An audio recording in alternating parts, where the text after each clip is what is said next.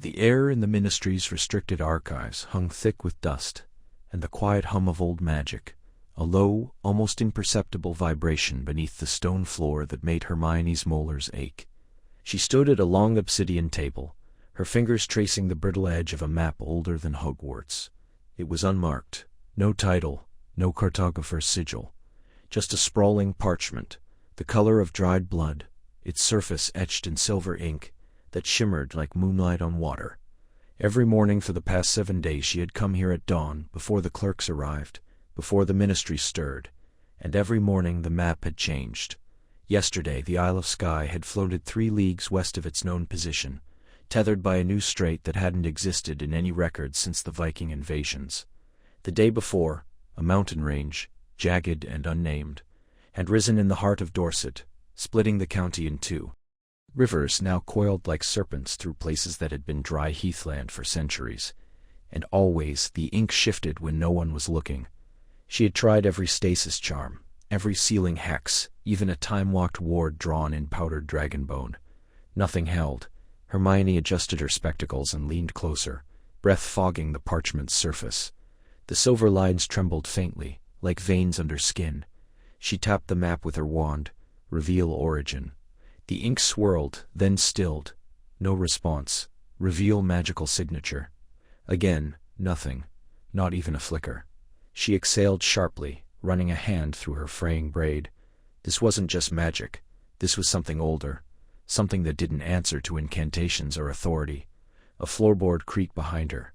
She turned, wand half raised, then lowered it when she saw Harry standing in the archway, his aura cloak damp at the shoulders. Rain, she thought. It had rained all night.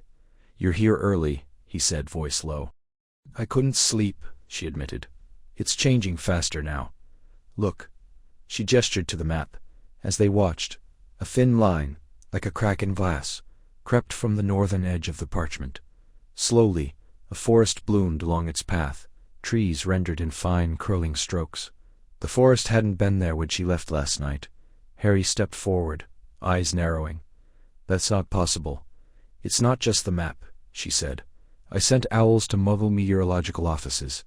They've recorded unexplained weather patterns, sudden microclimates, temperature drops in areas that should be stable, and there's a village in Cumbria, Penfolds Hollow.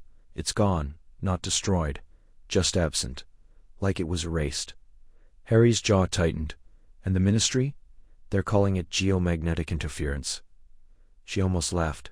Percy said, "It's probably solar flares affecting magical conduits." "Percy believes that?" "No," she said quietly. "But he's been told to say it." They stood in silence for a moment, the only sound the faint whisper of ink on parchment. Then Harry reached out, not touching the map but hovering his hand just above it. "It feels warm." Hermione nodded. "Like a living thing. You think it's sentient?" "I think it remembers," she said. "Not just landscapes. I think it remembers what was, what should be. There's a pattern in the changes, places mentioned in old treaties, in forgotten oaths, places where magic was bound to land, centuries ago. I found a reference last night in a text on pre-Wizarding Council pacts, something called the Verdant Accord, a binding between the first magical clans and the earth itself. They'd promised to protect the wild magic in exchange for stability, but the pact was broken, forgotten." Harry looked at her. "And now the land is remembering." She met his gaze, then rewriting the world to match. Outside, the first bell of the Ministry's clock tower rang, a deep, sonorous tone that shivered through the stone. The map pulsed once faintly like a heartbeat. In the west, a new river began to flow. Rain tapped against the windowpane of the Ministry's maps, chamber like impatient fingers, a steady rhythm that matched the unease coiling in Hermione Granger's chest. She stood before the vast suspended parchment of the British Isles, its surface shimmering with golden threads and ink that shifted like living veins. But something was wrong. The hamlet of Lismore, nestled in the folds of the Welsh borderlands, was gone. Not obscured, not faded, gone. Its symbol, a tiny silver tower ringed by ivy, had vanished without trace. The surrounding forests had grown inward, swallowing the space as if the land had exhaled and forgotten to inhale again. She touched the parchment with trembling fingers. It's not just the symbol. The terrain's rewritten. The river Liss runs straight now, no bend where the mill stood. No footpath to the orchard. It's as if the village never existed. A gust of wind swept through the chamber, though no window was open. The map rippled, and for a heartbeat, Hermione thought she saw something beneath the surface, a deeper layer, pulsing like a slow, buried heartbeat. Then it was gone. Harry stepped in behind her, his cloak damp from the downpour outside. "Any word from the Auror scouts?" She turned, her voice low. "They flew over the coordinates. Nothing. Just moorland. No foundations. No rubble. No scent of magic. It's as if the earth folded over itself." He frowned, moving to her side. "And Muggle records. Gone too. Satellite images from last night show the village clearly. This morning it's blank. Weather reports mention no storms, no quakes. Nothing." A silence settled between them, thick with implication. This wasn't near concealment. This was erasure. "We need to go there," Harry said, "now, before it changes again." They apparated to the edge of the valley, where Lismere should have been. The air was heavy with the scent of wet stone and bracken, and the mist clung to the hills like a shroud. Before them stretched open moor, brown grasses, scattered gorse, the occasional hawthorn bent by wind. No sign of cobbled streets, no smoke from chimneys, no laughter from children playing near the well. Hermione knelt, pressing her palm to the soil. It was warm, unnaturally so. She whispered an incantation, and a faint blue glow pulsed beneath her hand, spreading in delicate filaments through the earth. For a moment, the air shimmered, and she saw, just for a breath, a vision. Stone cottages with slate roofs, a market square with a carved fountain, a woman hanging laundry beneath a willow. Then it dissolved. "Residual memory," she murmured. "The land remembers, but something suppressing it." Harry drew his wand, scanning the horizon. "There's a pressure here, like the air before a storm." Then from the mist, a sound, faint, almost imagined. A bell. One chime, echoing as though from beneath the ground.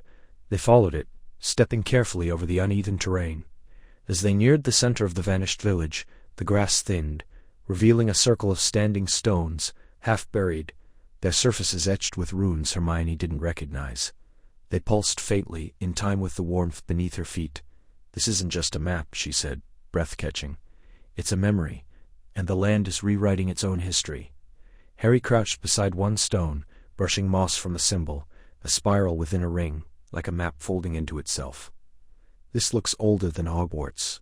A breeze stirred, and suddenly the runes flared. The ground trembled, not violently but with purpose, and from the earth, rising like mist given form, came the faint outline of a house, its walls translucent, its door ajar. A child's voice, distant, joyful, called out from within. Hermione reached for Harry's hand without thinking. "It's trying to remember itself." But as quickly as it appeared, the image flickered and vanished. The stones dimmed, the warmth faded, and the silence returned, deeper now, heavier, as if the land had spoken once and would not again. Rain tapped a steady rhythm against the windows of Hermione's office, blurring the ministry's torchlit courtyard beyond the glass. The scent of damp parchment and ink hung thick in the air, mingling with the faint ozone of overworked enchantments. Hermione stood at her desk, fingers pressing into the edge of a large, trembling map spread across the surface. It was one of the older ones, enchanted centuries ago, to reflect the true shape of magical Europe, but now it pulsed faintly, like a living thing. A jagged line of black ink snaked across France, rewriting the Loire Valley, while a new mountain range, labeled in shaky script as "Monts du Silence," rose where none had ever been. She didn't hear the door open, only felt the shift in the air, the familiar warmth of Harry's presence, the soft creak of worn dragon-hide boots. "Still at it?" he asked, his voice quiet, careful. Hermione turned. There he stood in the doorway, cloak dripping onto the stone floor, his glasses fogged from the downpour outside. His hair was longer than she remembered, curling slightly at the nape of his neck, and there were lines at the corners of his eyes now, tired but not unkind. "You're late," she said, though not unkindly. "Had to talk down a pair of panicked goblins at Diagon's west gate. They say the alley behind Weasley's used to end at a wall. Now it opens into a field. A field, Hermione. With standing stones. She exhaled sharply. I know. The French ministry sent an owl an hour ago. The same thing happened near Lyon. Entire villages erased. Not destroyed. Erased. As if they were never there. Harry stepped closer, shaking rain from his cloak. You think it's deliberate? I don't know what to think. She tapped the map. But look, this isn't just geography. The enchantments in these maps are tied to foundational wards. When the maps change, the wards change with them. Magical boundaries shift. Portkeys misfire. Apparition coordinates fail. And Muggles are walking into places that shouldn't exist. Places that didn't exist. He leaned over the map, frowning. And the Ore Office. They've confirmed it's spreading. Beyond Britain, Eastern Europe, Scandinavia, even parts of North Africa. But no pattern. No dark magic residue. No cursed objects. It's like the world itself is rewriting its own rules.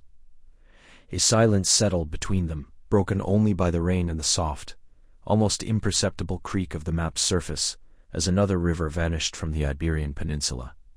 You need me, Harry said finally. Hermione met his eyes. I do, not just as an auror.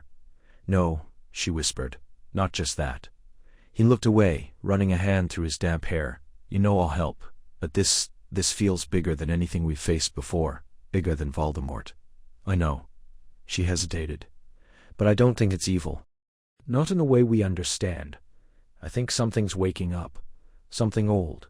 Older than Hogwarts, older than the Ministry, and it remembers a world we've forgotten. Harry studied her, the way he always had, like he could see past the words, into the spaces between. You've already started digging. Found a reference in a Saxon grimoire. A pact, between the first wizards and the land itself. A vow to protect the wild magic in exchange for stability. But if the land feels betrayed, if it thinks we've broken the pact, then it reclaims what's its own, Harry finished. She nodded. He straightened, shoulders squaring. When do we leave? Tomorrow. There's a place in the Scottish Highlands, unmapped, unwarded, the last known sighting of a living mapstone, if the legends are true. Then we go there. He offered a small, tired smile. Just like old times. Not quite, she said, voice softer. We're not children anymore, Harry. No, he agreed, his gaze holding hers. But maybe that's what we need. Not heroes, just us. Rain tapped a steady rhythm against the crooked eaves of the cottage, perched on the edge of the Dartmoor mist. Inside, the air was thick, with the scent of old parchment, beeswax, and something earthier, like damp bark and crushed herbs. Hermione Granger stood in the center of the cluttered room, her fingers brushing the edge of a map stretched across a warped oak table. It shimmered faintly, the ink shifting like liquid beneath her touch, redrawing a coastline that had not existed 3 days prior. I told them it wasn't possible, said a voice from the shadows.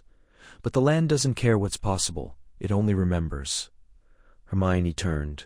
The mapmaker emerged slowly, a wiry figure wrapped in a patchwork cloak, stitched from scraps of old star charts and faded county borders. His eyes were pale gray, almost colorless, and they seemed to focus not on her face, but on something behind it. Something distant. You're Lara Voss? She asked, though she already knew the answer. The Ministry dossier had described her as eccentric but credible, which in the wizarding world usually meant dangerously close to being discredited. The land speaks in lines and contours, Ilara replied, ignoring the question. She moved to the table, her knuckles grazing the surface as if feeling for a pulse. And lately it's been screaming. Harry stepped inside, shaking rain from his cloak. Then we're not imagining it. Ilara glanced at him, her expression unreadable. Oh, you're real enough, Harry Potter. But that doesn't mean you've been seeing what's truly there. She tapped the map. A river on the parchment reversed course with a soft hiss. This isn't magic as you know it. Not spells, not enchantments. This is older. The land remembers when magic wasn't cast, it was lived. When every stone, every stream, had a name, a voice, a promise. Hermione frowned. A pact? Ilara's lips twitched. You're close. The first mapping, an agreement between the old earth spirits and the earliest wizards. We would honor the land, record its truths, and in return, it would sustain our magic.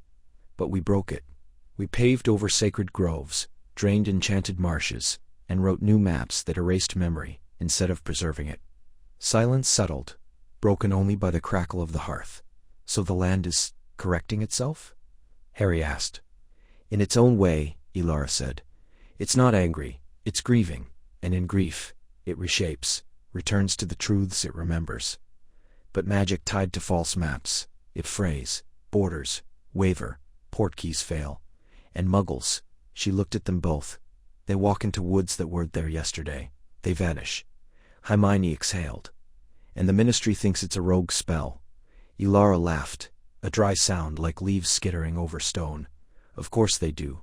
Easier to blame a dark wizard than admit the earth itself is waking up. Harry ran a hand through his hair. Can we stop it? Stop it? Elara's voice sharpened. No, but you might listen. There's a place, the Hollow Chart, deep in the Caledonian remnant. If the pact is to be remembered, not rewritten, that's where it begins.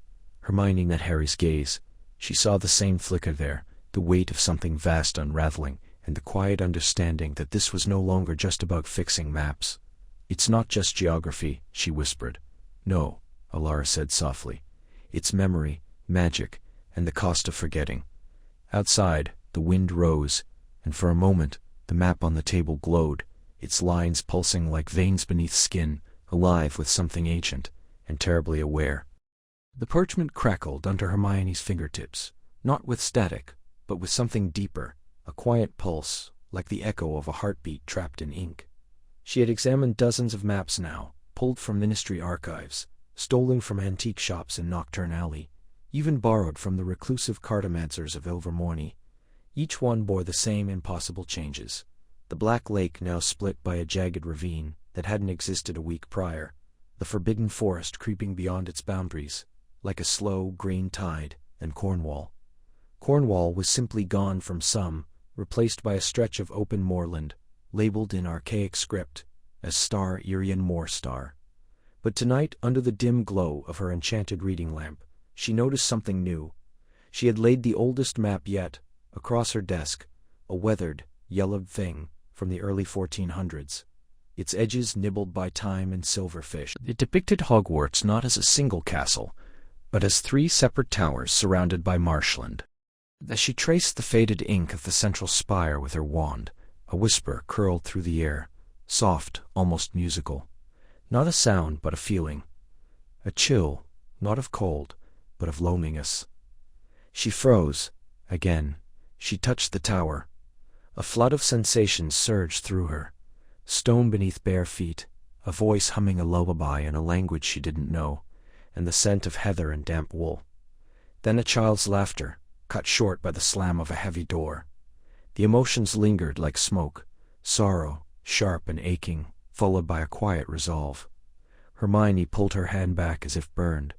Her breath came too fast. The room felt suddenly too small, the air thick with the weight of something unseen. She stared at the map. The ink seemed darker now, almost wet, though it had been dry for centuries.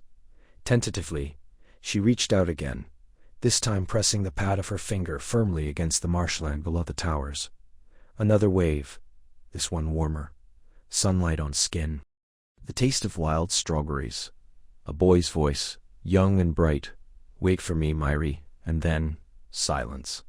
A stillness so complete it made her chest tighten. The memory faded, but the impression remained, like a bruise on her soul. She sat back, trembling. Much as changes in geography. The maps were remembering. She lit a second lamp, and summoned her notes, scribbled theories, cross-referenced dates, a list of locations affected. But now, she added a new column, Star, Emotional Residue Star, next to the entry for Hogwarts. 1402, she wrote, Star, Sorrow. Isolation, A Woman's Song, Star.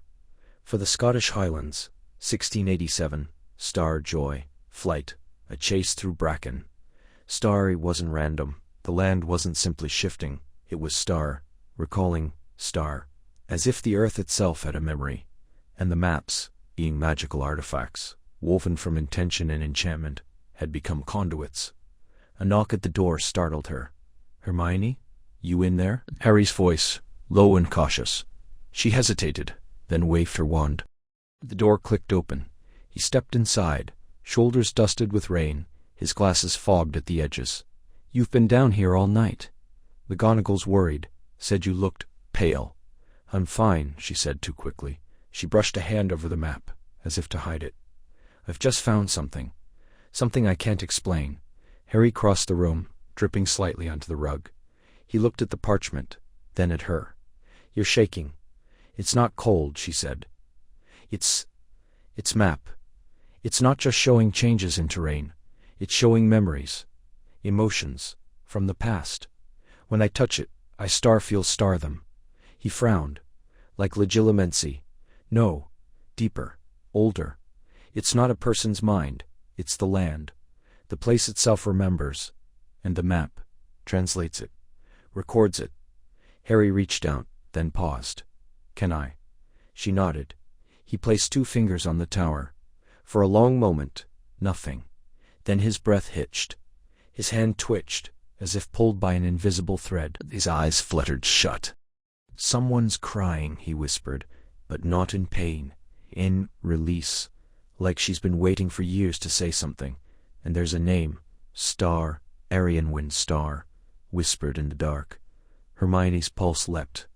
"That's not in the records. That name doesn't exist in Hogwarts' known history." Harry opened his eyes. They were bright, glistening.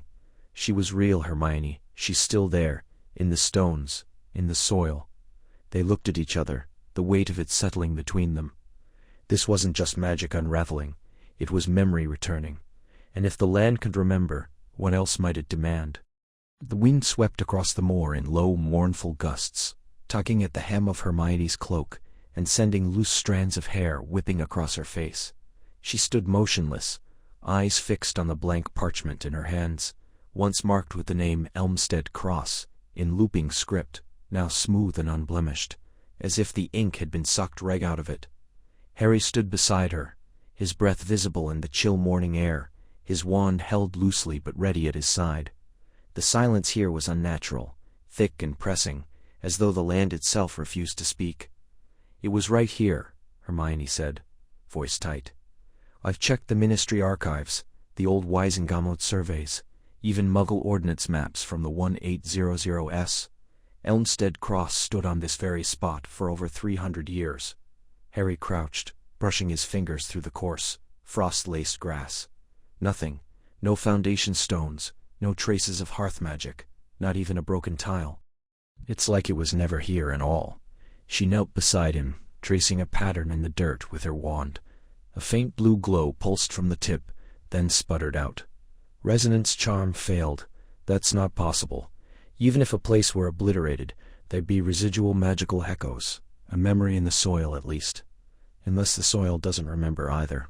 They both fell quiet. Above, the sky was a flat iron gray, the sun a pale smudge behind clouds. To the east, the land dipped into a shallow valley, where a river should have run. According to every map they'd studied, it had been there for centuries. Now only a dry gully remained, cracked and silent. Harry pulled out the enchanted map they'd been using, charmed to update in real time, a prototype from the Department of Mysteries. The parchment shimmered, then shifted. A small mountain, previously absent, now rose in the northern hills. He showed it to Hermione without a word. She took it slowly, her brow furrowed. "It wasn't there yesterday." "No," Harry said. "And last week, the border between Wales and England flickered for nearly an hour. Muggle helicopters were diverted. The Prime Minister received a rather frantic call from someone who saw a castle appear over Snowdonia for 20 minutes, then vanish." Hermione exhaled sharply. "It's accelerating." A low rumble passed underfoot. So faint Harry almost thought he imagined it. But Hermione stiffened, and he saw the grass ripple, just once, like something beneath had shifted. They exchanged a glance. "We should go," he said. "Not yet." She stood, closing her eyes, and began to chant in a language Harry didn't recognize. Old, guttural, the syllables heavy, like stones dropped into water. Her wand drew a slow circle in the air, and the wind stilled. The silence deepened, then cracked. A sound emerged, like parchment tearing, but from everywhere at once. A shape flickered at the edge of vision. A crooked chimney, a slate roof, a lantern glowing amber in a high window, It lasted less than a breath, then dissolved. Harry grabbed her arm. Hermione, I saw it, she whispered. I felt it, the village. It's not gone, it's folded, like the map didn't erase it, but turned the page. He looked around, heart pounding. The moor was unchanged, but now he could almost feel it, the weight of absence, the ghost of a place that should be there. And beneath that, something older, something watching. We're not the first to come here, are we? He asked. She shook her head. No, and I don't think the maps are the cause. I think they're responding. Another tremor, stronger this time. A stone near Harry's foot split open, and from within, a single silver leaf unfurled, pulsing with faint light before crumbling to dust. They backed away slowly. We need to find where the old ley lines converge, Hermione said, voice steady despite the fear in her eyes. There's a pattern, and if we can find the source before the next shift, before what? Before the land decides to fold us in too. The air beneath the soil was thick, with the scent of damp earth, and something older, ozone and petrichor, like the world had just finished breathing. Hermione knelt, her fingers brushing the cold, glowing runes carved into the stone slab hidden beneath centuries of loam and root. They pulsed faintly, a slow rhythmic thrum that seemed to sync with the beat of her own heart. Blue light threaded through the grooves like veins beneath skin, branching out in patterns she didn't recognize. Neither Latin nor Elder Futhark, but something older, something that hummed beneath language. Harry crouched beside her, his breath visible in the chill of the underground chamber. It's warm, he murmured, pressing his palm flat against the stone, like it's alive. It is, Hermione whispered, or something connected to it is. These aren't just runes, they're conduits. Look. She traced one of the branching lines with the tip of her wand, and the glow flared softly, spreading outward in a ripple. They're tied to the ley lines, the ones the old texts mention, paths of magical energy that crisscross the earth, that they've been dormant for centuries. Or so we thought. A low vibration shivered through the floor, subtle like the distant toll of a bell beneath the world. Dust sifted from the ceiling. Harry glanced up, jaw tight. You think this is what's causing the maps to change? I think it's part of it, she said. The maps aren't just being altered. They're responding. Like they're trying to keep up with the land. The rivers aren't shifting because of magic being cast on them. They're moving because the earth is remembering where it wants them to be. He stared at her, the dim light catching the uncertainty in his eyes. Remembering? She nodded slowly. There's an old legend, barely a footnote in Star Magia's Antiqua Star, about a time before Hogwarts, before recorded magical governance. A time when the land and magic were one. When wizards didn't impose spells, but listened. Negotiated. There was a pact, they say. A covenant between the first magical peoples and the spirit of the earth itself. The runes, this could be remnants of that. Harry exhaled, long and slow. And now it's waking up. Another pulse ran through the stone, stronger this time. The light flared, and for a heartbeat, the chamber filled with a low, resonant hum, like wind through canyon walls or voices just beyond hearing. Hermione's breath caught. She could feel it in her bones, a pull, a whisper against the edges of her mind. Do you hear that? She asked, voice barely above a breath. Harry didn't answer at first. His eyes were closed, face tilted slightly, as if listening to something far away. Not here, he said finally. Feel like when I used to hear Parseltum. But deeper, older. She turned back to the ruins, tracing one of the central symbols, a spiral wrapped in thorns. As her finger neared it, the light surged, and the jolt shot up her arm. She gasped, jerking back. Images flashed behind her eyes. Forests where cities now stood, rivers carving paths through empty moors, stone circles rising beneath moonlight. A woman in robes of woven bark, her hands pressed to the soil, singing in a language without words. And beneath it all, a voice, deep, slow, vast as tectonic plates shifting, the voice of the land. Hermione staggered, and Harry caught her arm. What did you see? She shook her head, still trembling. Not just me, it wants to be remembered, and it's angry. Angry? She looked up at him, her eyes wide in the dim glow. We've buried it, Harry. Covered it with roads and towns and spells that pretend we're separate. But it's not asleep. It's patient. And now it's waking up, and the maps are just the beginning. The air in the hidden chamber beneath the Ministry's Department of Mysteries was thick with the scent of old parchment and damp stone, the kind of silence that pressed against the eardrums like weight. Hermione's fingers trembled slightly as she brushed them over the surface of the rune-covered stone slab, her breath shallow. The runes were not like any she'd seen before, angular, spiraling, almost organic in their arrangement, as though grown rather than carved. She had spent 3 sleepless nights deciphering their origin, cross-referencing forgotten tomes and whispered legends from the restricted section. And now here, in this forgotten vault beneath the Ministry, she had finally found one of the source stones. "Are you sure about this?" Harry asked, his voice low, echoing slightly against the curved stone walls. He stood a few paces behind, wand in hand, eyes scanning the shadows. "No," Hermione admitted, "but we're running out of time." Another village in Cornwall vanished last night. Not just displaced, erased, as if it never existed. She raised her wand, murmuring the incantation she'd reconstructed from fragments of an old Gaelic charm, tied to land memory. The words felt heavy on her tongue, ancient and reluctant. When the tip of her wand touched the central rune, a pulse of silver light flared across the slab, spreading like water through cracks in stone. The runes ignited one by one, glowing with a soft internal luminescence. Then the air above the stone began to shimmer. Harry stepped forward, his breath catching. A 3-dimensional map unfolded in the space before them. Not static, not fixed, but breathing. Rivers of light curled and reformed. Mountains rose and collapsed like waves. Forests bloomed and withered in seconds. The contours of Britain twisted and shifted, coastlines dissolving into fog, new islands forming and vanishing like dreams. It was as if the land itself were remembering, then forgetting, its own shape. This isn't a map," Harry whispered. "It's alive.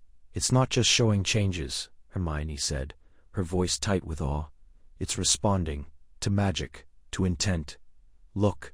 She reached toward the projection, and as her fingers neared the glowing coastline, the image rippled. A stretch of northern Scotland flickered, then split, revealing a valley that had never appeared on any modern map, flanked by twin peaks that pulsed with a deep blue light. "That's not on any record," Harry said, frowning. "Not even in the old Quidditch route charts." Hermione's pulse quickened.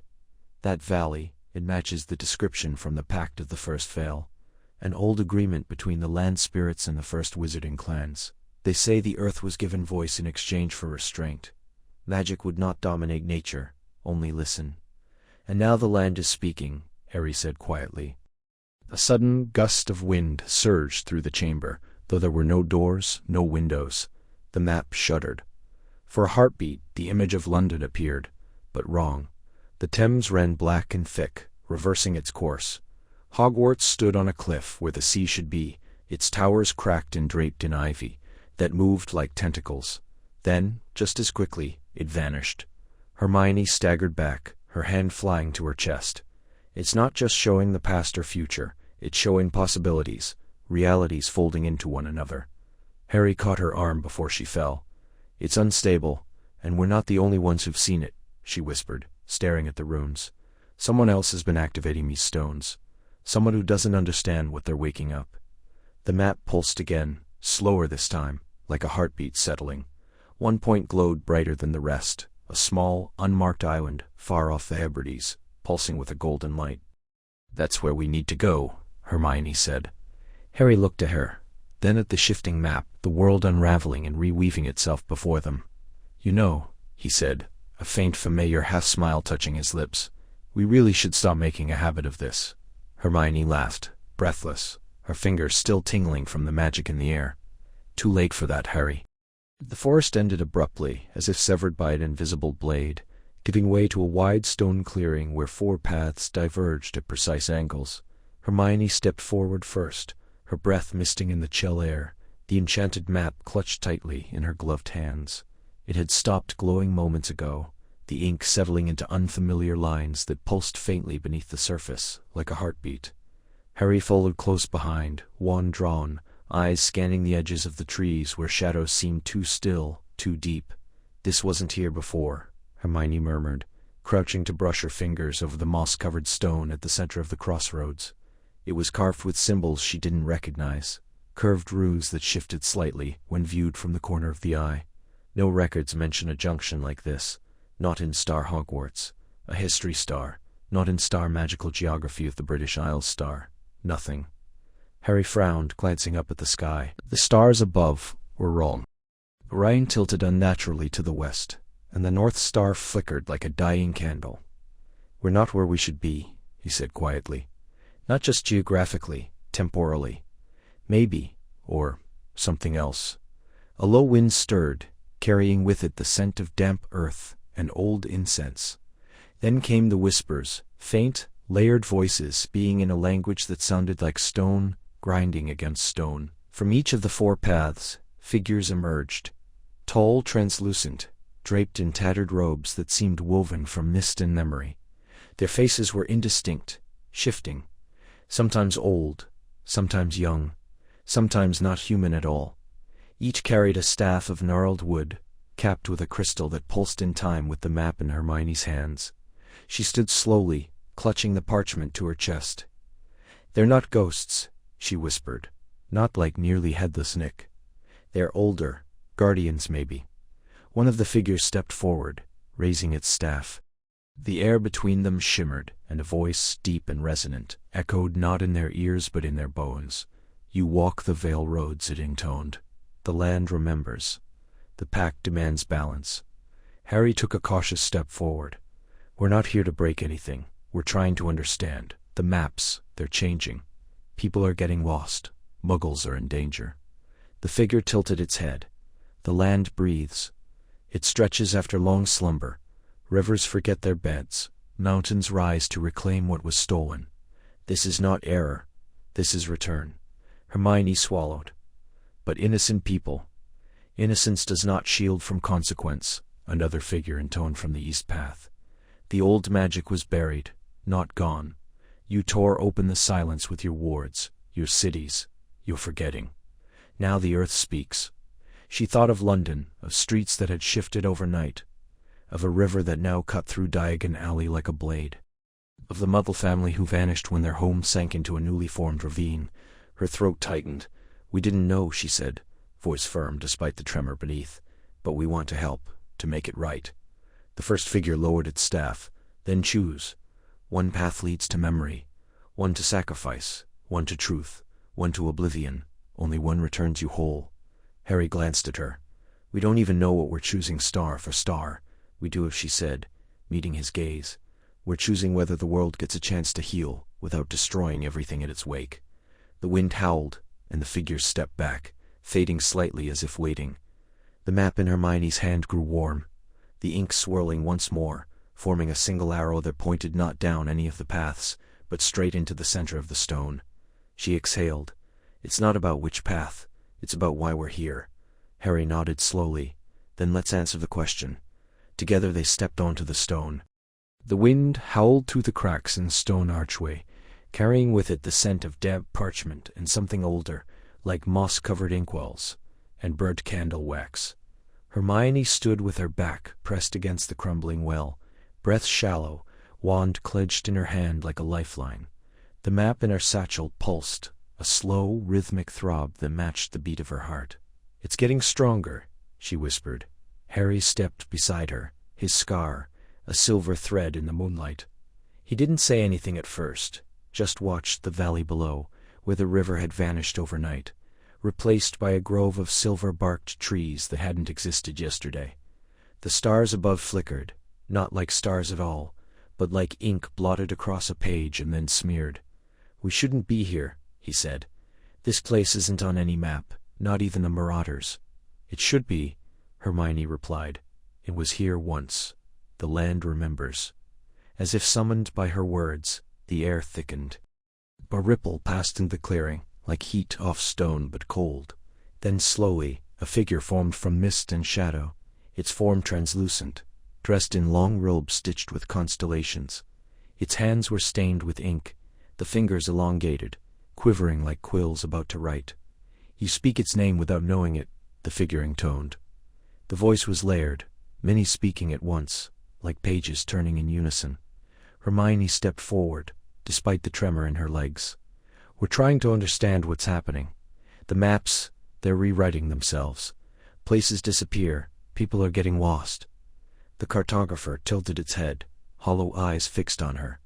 The land does not forget. It remembers every wound, every lie carved into its skin. When men drew borders with magic, they did not understand. When they buried truths beneath stone and silence, the earth stored them, and now it reclaims. Harry narrowed his eyes. So this, rivers changing, mountains rising, use revenge? Not revenge, the spirit murmured, drifting closer. Restoration, the pact was broken. The old magic, the one that kept balance between the seen and unseen, was severed, and now the land wakes. Hermione's breath caught, the pact of roots and stars. The ghost's form flickered. You have read the fragments. But reading is not remembering. You carry the weight of those who came before, yet you do not carry their oaths. I didn't make those promises, she said, voice rising, but I want to set things right. The cartographer turned to her fully. Then you must walk the forgotten paths. Not the roads drawn by men, but the ones the land remembers, the ones that existed before names were given, before magic was divided into light and dark. Harry exchanged a glance with Hermione. And if we do, what happens if the land finishes rewriting itself? The spirit's voice dropped to a whisper. Then the world you know will no longer exist. Muggle and magical alike will find themselves lost in a geography of memory. Cities will sink into soil. Forests will rise in city squares. Time will stutter. And if we stop it? Harry asked. You cannot stop it, the cartographer said. Only guide it. The land will not be silenced again, but it can be heard. Silence fell, broken only by the rustle of unseen pages in the wind. Hermione reached into her satchel and pulled out the enchanted map. It shimmered, edges curling like burnt paper. Then show us where to begin. The ghost raised an ink-stained hand. Beneath their feet, the ground glowed faintly, lines of light branching outward, forming a network of paths that pulsed beneath the soil. Follow the oldest road, it said, the one that remembers sorrow, the one that leads to the heart of the first betrayal. The lines brightened, stretching into the dark. One path, wider than the rest, throbbed with a deep, aching blue. Harry looked at Hermione. You ready? She swallowed, then nodded. As I'll ever be. They stepped onto the path together. Behind them the cartographer dissolved into mist, but its voice lingered, soft, sorrowful, like a secret finally spoken. The land remembers everything, even love. Rain fell in silver sheets over the valley of Quomtoff, turning the earth to sludge and the air to mist. Hermione stood at the riverbank, her boots sinking slightly with each step, her breath forming quick clouds in the chill. The river Taff, once a gentle, meandering current that wound through the hills toward Cardiff, now surged backward, churning with unnatural force, its waters a deep, pulsing indigo beneath the storm-lit sky. Trees lay uprooted along the banks, their roots exposed like broken bones. A cottage, half collapsed, clung desperately to the shifting soil, its chimney cracked and spewing smoke in frantic bursts. She tightened her grip on her wand, murmuring a stabilization charm under her breath. The air hummed in response, but the river did not slow.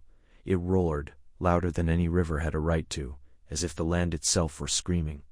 Hermione.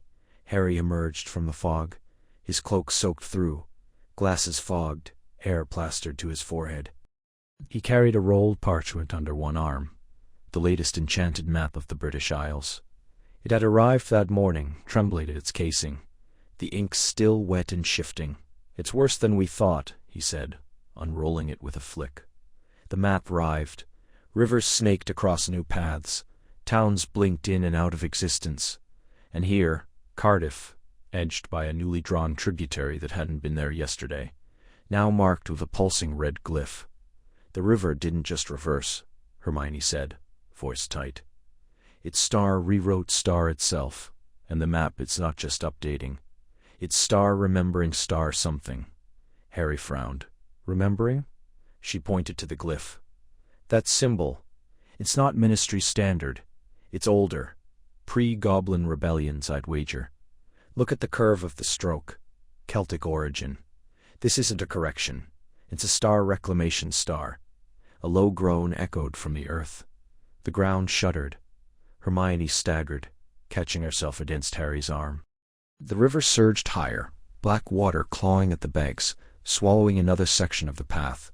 A willow toppled with a wet crack, vanishing into the current. "We can't just seal it," she said. "Not without knowing why it changed. If we force it back, we might trigger something worse." "Like what?" "A landslide. A magical rift." Harry's voice was sharp, but his eyes held concern, not just for the land, but for her. He knew that look. The one where curiosity outweighed caution. "Like waking something up," she whispered. A ripple moved through the water, not from wind, but from beneath. The indigo glow deepened. Shapes formed in the current. Fleeting images of stone towers, long since crumbled, and figures in flowing robes standing at the banks, hands raised in chant. Then, a voice. No, not a voice. A star-present star, humming, through the soles of their feet, up through their bones. Harry drew his wand. "Do you feel that?" Hermione nodded. "It's not just the river. It's the land. It's aware." She reached into her satchel, pulling out a charmed compass, one she'd enchanted herself. The needle didn't point north. Instead, it spun widely, then locked onto the river's new course, trembling as if pulled by something ancient and insistent. "This isn't random," she said. "It's following a path. A star-trimmed star path. One that was buried." Harry stared at the water where the images had faded, but the hum remained. "You think the maps are trying to show us something?" "I think," she said slowly, "they're not broken. They're star-awakening star." Another tremor. The cottage groaned, then slipped silently into the river, swallowed whole. "We need to follow it," Hermione said. "Follow a river that's eating the countryside. If we don't, people will die. And not just here. Look at the map. This reversal connects to the Severn. If it reaches the estuary, it could redraw the entire southern coast," Harry finished. He exhaled, long and slow. "Then we'd better move fast." She met his eyes. Rain streaked his face. He gave her a small nod. Together, they stepped toward the wire's edge, where the earth still whispered with forgotten names. Rain tapped a quiet rhythm against the high-arched windows of the old Ministry Observatory, a soft counterpoint to the faint hum of enchanted instruments. Dust motes drifted through shafts of gray morning light, stirred by the slow rotation of a dozen floating globes. Each one glowed with a soft internal radiance, veins of silver and emerald tracing, shifting coastlines, towns blinking in and out like fireflies, rivers snaking through terrain that hadn't existed the night before. Hermione stood at the center of it all, her fingers brushing the surface of the largest globe, where a new mountain range pulsed faintly in the Scottish Highlands. It hadn't been there yesterday, nor had the forest that now sprawled across northern Wales, swallowing 2 Muggle villages whole. Villages evacuated just in time, thanks to a last-minute warning from a panicked owl. She exhaled, long and slow. "It's accelerating." Harry stepped from the shadows near the doorway, his cloak still damp from the rain outside. He didn't say anything at first, just studied the globes as they spun, each one a silent witness to a world rewriting itself. He'd arrived an hour ago, summoned by a terse note sealed with Ministry ink and Hermione's precise handwriting. "Star, come quickly. The maps are alive. Star, they're not just changing," he said finally. "They're remembering." Hermione turned to him, her eyes sharp with thought. "That's what I've been afraid of. It's not random. Look." She pointed to a smaller orb hovering near her shoulder. "This shows the magical ley lines. See how they've shifted? They're converging towards something. Towards star here, star almost." Harry stepped closer, frowning. The ley lines, ancient channels of magical energy, usually formed a stable lattice across the British Isles. Now they writhed like serpents, coiling and knotting in patterns that made his scar prickle. A dull ache just behind his left eye. He rubbed it absently. "You're feeling it too," Hermione said quietly. "A bit, like the air before a storm. Not pain, just pressure." She nodded. "The archives mention this. Not directly, of course. The records are fragmented, half erased. But there are references to a time when the land was sentient. A pact made between the first druids and the earth itself, long before Hogwarts was built. The land agreed to hold magic, to sustain it, in exchange for being remembered, for being star-honored star." "And we stopped," Harry murmured. We built cities, drew borders, forgot the old names. We stopped listening. A silence settled between them, heavy with implication. Outside, the wind picked up, rattling the glass. One of the globes flickered. Cornwall vanished for a heartbeat, then reappeared, but wrong. The coastline jagged, unfamiliar. Hermione reached into her robe and withdrew a small, leather-bound book. The cover was unmarked, but Harry recognized the charm work at the corners. Ancient, protective, layered with time. I found this in the restricted section. It doesn't appear in any catalog.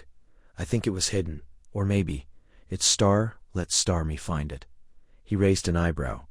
Books don't usually do that unless they want something. This one might. She opened it carefully. The pages were blank, at first. Then, slowly, ink bloomed across the parchment, like roots spreading through soil. Words formed in a looping archaic hand. 1. The land remembers what you have forgotten. To map is to name is to claim. But who claims the claimer? Star Harry leaned in. That's not Latin. No, it's older. I think it's the language of the first binding. A chill passed through the room, though the air remained still. One of the globes dimmed, then flared crimson. A warning. Hermione crossed to it in 2 strides. Look, the Isle of Wight. It's not on any of the Muggle charts anymore. It's just gone. But the magical census still detects traces. People, magic. Are they alive? Harry asked. I don't know, but the map thinks they are, or will be. He stared at the pulsing red mark where the island should be. We need to go there. Hermione hesitated.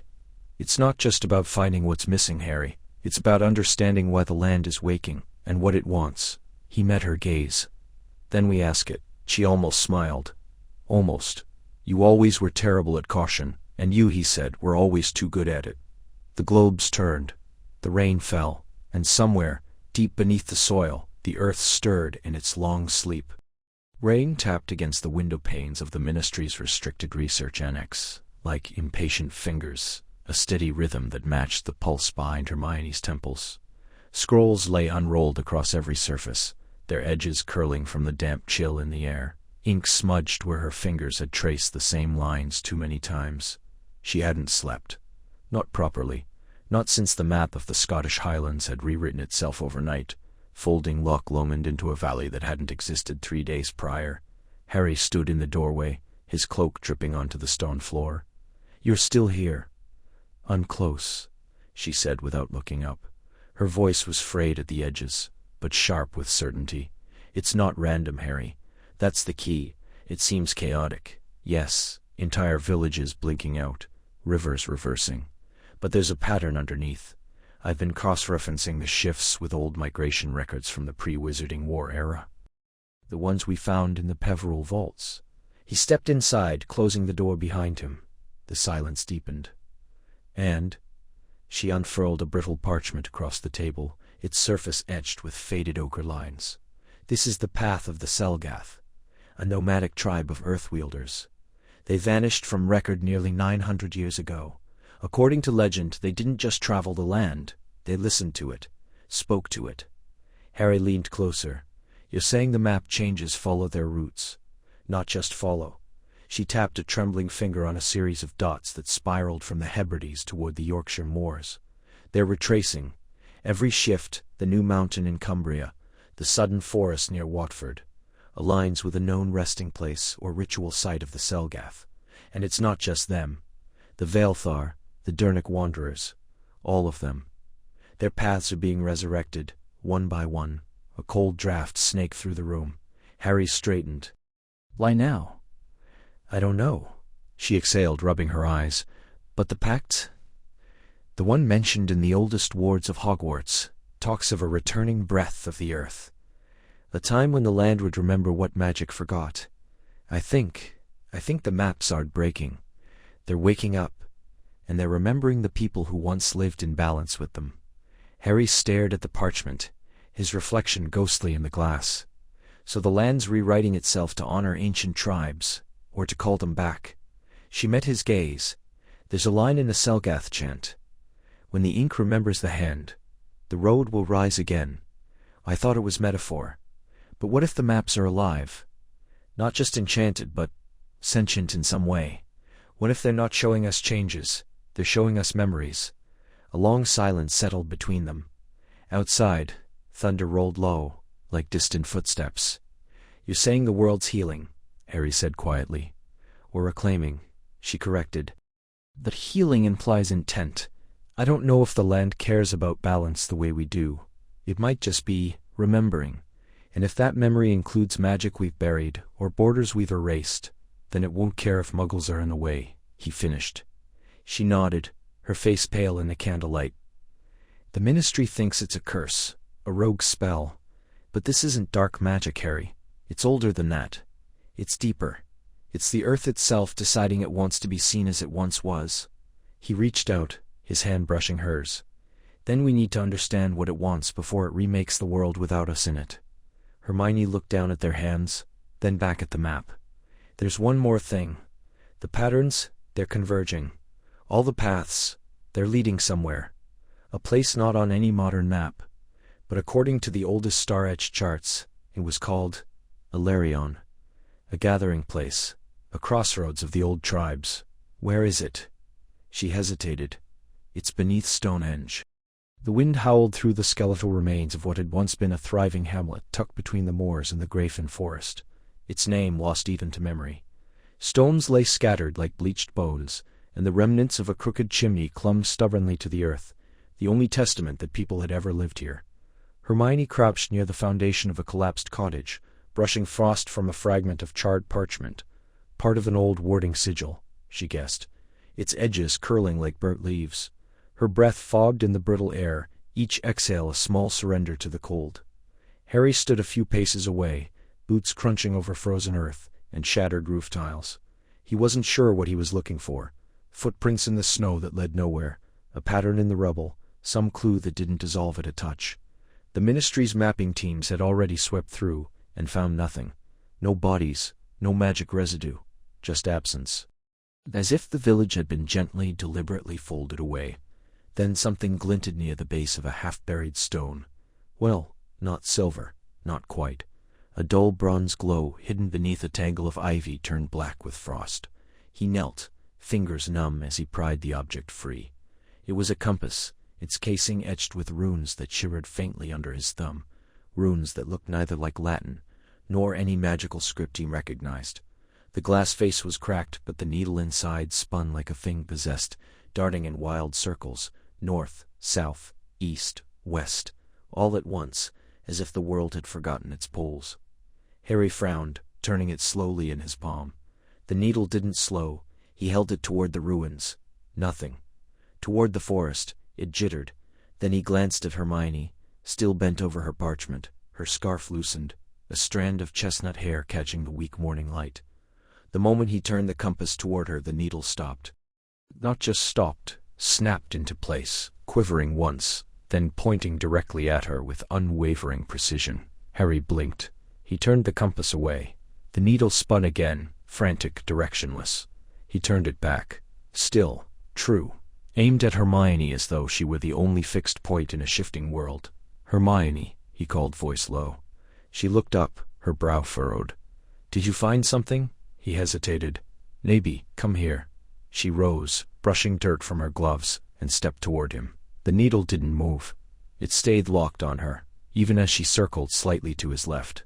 Only when she stood directly behind him did it shiver, then slowly pivot to face her again. "That's not possible," she murmured, crouching to examine the compass. Her fingers hovered over the runes. "These aren't just directional, they're attuned. Some kind of binding, I think. But to what?" "To you," Harry said quietly. She looked at him, startled. "What?" "The needle only points to you. It spins everywhere else." Hermione's eyes narrowed, not with fear, but with the sharp focus of a mind dissecting a riddle. She reached for the compass, and the moment her fingers brushed Harry's, the needle gave a tiny, almost imperceptible twitch, toward her again, even though she was already holding it. Her breath caught. "It's not just pointing at me," she whispered. "It's responding to me, to my magic." Harry met her gaze. The wind stilled. Somewhere beyond the ruins, a raven called, a single echoing cry that hummed in the air like a warning. "We need to get back to the library at Hogwarts," she said, closing her fingers around the compass. "This isn't just a tool, it's a key. And I think the land remembers something we've forgotten." Harry nodded, but as he followed her toward the apparition point, he couldn't shake the weight of the compass's pull, not toward north, not toward magic, but toward her. As if, in a world unraveling at the edges, she was the only true direction left. The wind tasted of iron and rain as Hermione stepped across the invisible threshold, her boots sinking slightly into moss that hadn't been there a moment before. The valley unfolded, like a breath held too long, released. 1 second, the path had ended at a sheer cliff of black rock. The next, a narrow crevice split open, revealing a descent into emerald shadow. Harry followed close behind, wand drawn, eyes scanning the shifting air. "This wasn't on any of the maps," Hermione murmured, fingers brushing the spine of the old atlas she carried, a relic from the restricted section that had begun rewriting itself in real time, ink swirling like liquid smoke. Not even the rumored lands mentioned a place like this. Harry glanced at the sky. It had been clear moments ago. Now bruised purple clouds swirled overhead, pulsing like a heartbeat. "Feels like it's watching us," he said. Hermione nodded. The air hummed, not with magic as they knew it, but with something older, deeper. The trees here were unlike any she'd seen, bark like silver thread, leaves that shimmered between green and gold depending on the light, or perhaps the mood. A brook cut through the valley floor, but its path changed as they watched, diverting around a boulder that hadn't been there a minute earlier. "It's responding to us," Hermione realized, "to emotions." Harry frowned, and instantly the wind sharpened, lashing at their cloaks. When he exhaled, forcing calm, the breeze softened to a whisper. "That's unsettling," he said. They moved deeper, the ground springing gently beneath their feet. The valley seemed to breathe with them. Hermione felt a flicker of wonder, just a spark, and the trees ahead burst into bloom, petals drifting down like snowflakes. She laughed in surprise, and the sound sent ripples through the brook, making the water glow faintly blue. But when a memory surfaced, her parents, their erased minds, the ache she never spoke of, the sky darkened. Rain began to fall, not cold, but heavy with sorrow, each drop stinging like a forgotten tear. The flowers wilted, the brook turned sluggish, its light dimming. Harry reached for her hand without thinking. "Don't," he said softly. "It feeds on it, on all of it." She squeezed his fingers, grounding herself. "It's not just reacting, it's remembering, or remembering through us." They pressed on, wary now, treading carefully as much emotionally as physically.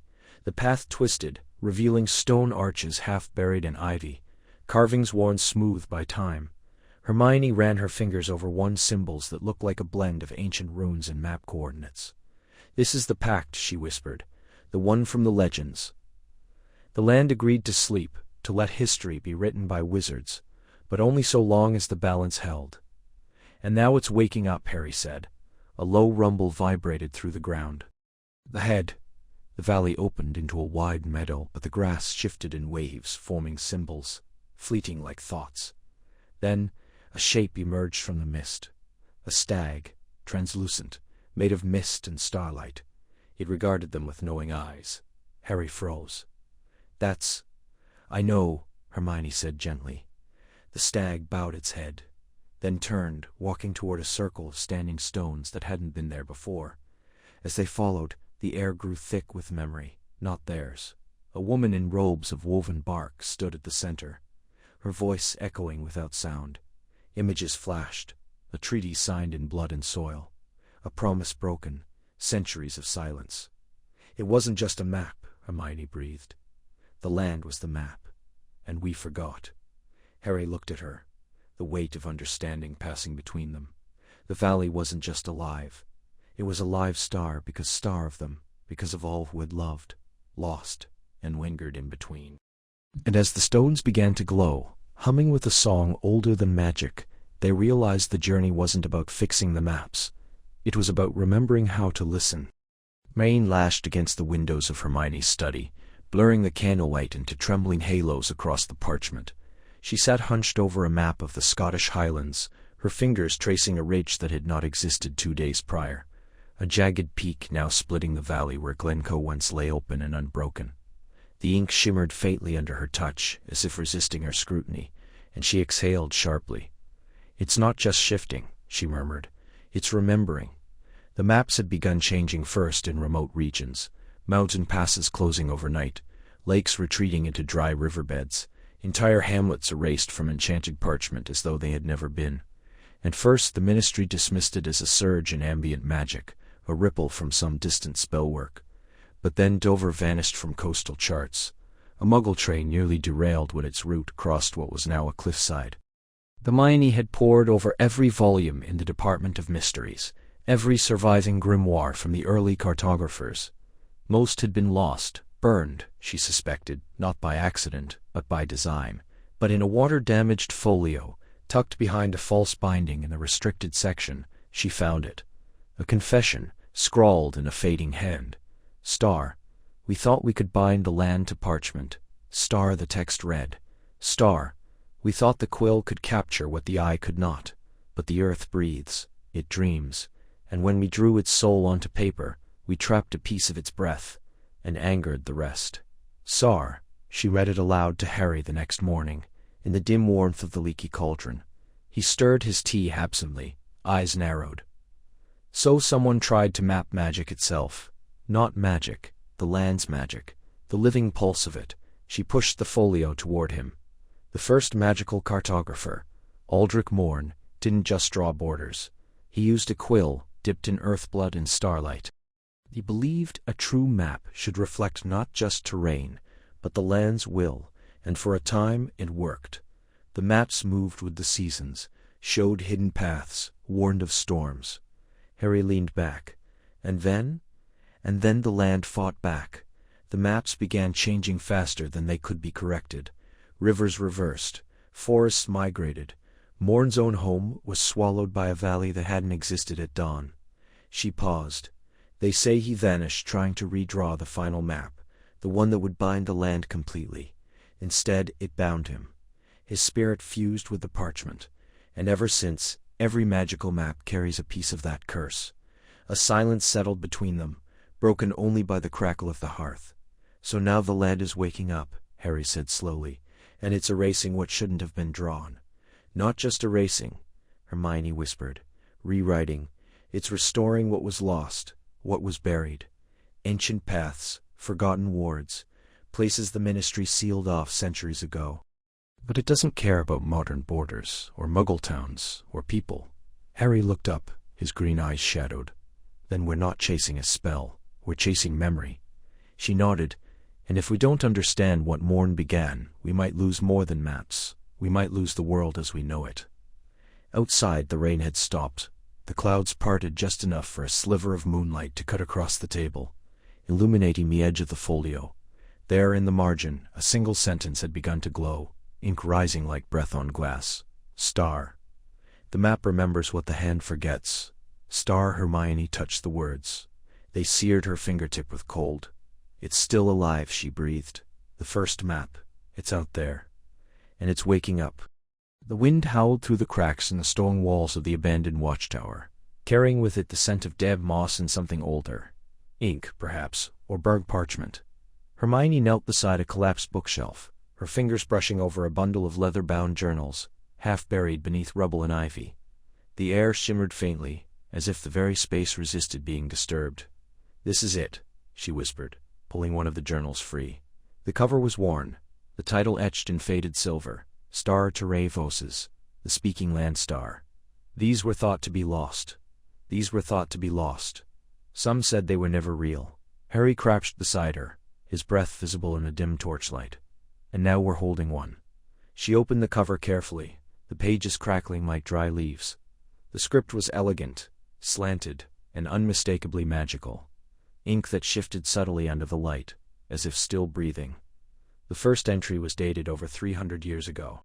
Dar, I have mapped every river, every ridge, every hidden hollow of this land, and yet I cannot chart the course of my own hurt. Ilara is gone. The pact is broken. The earth remembers what men forget. Star. Harry exhaled slowly. Ilara, that name keeps coming up. On the old border markers, in the whispering stones near the veil. Who was she?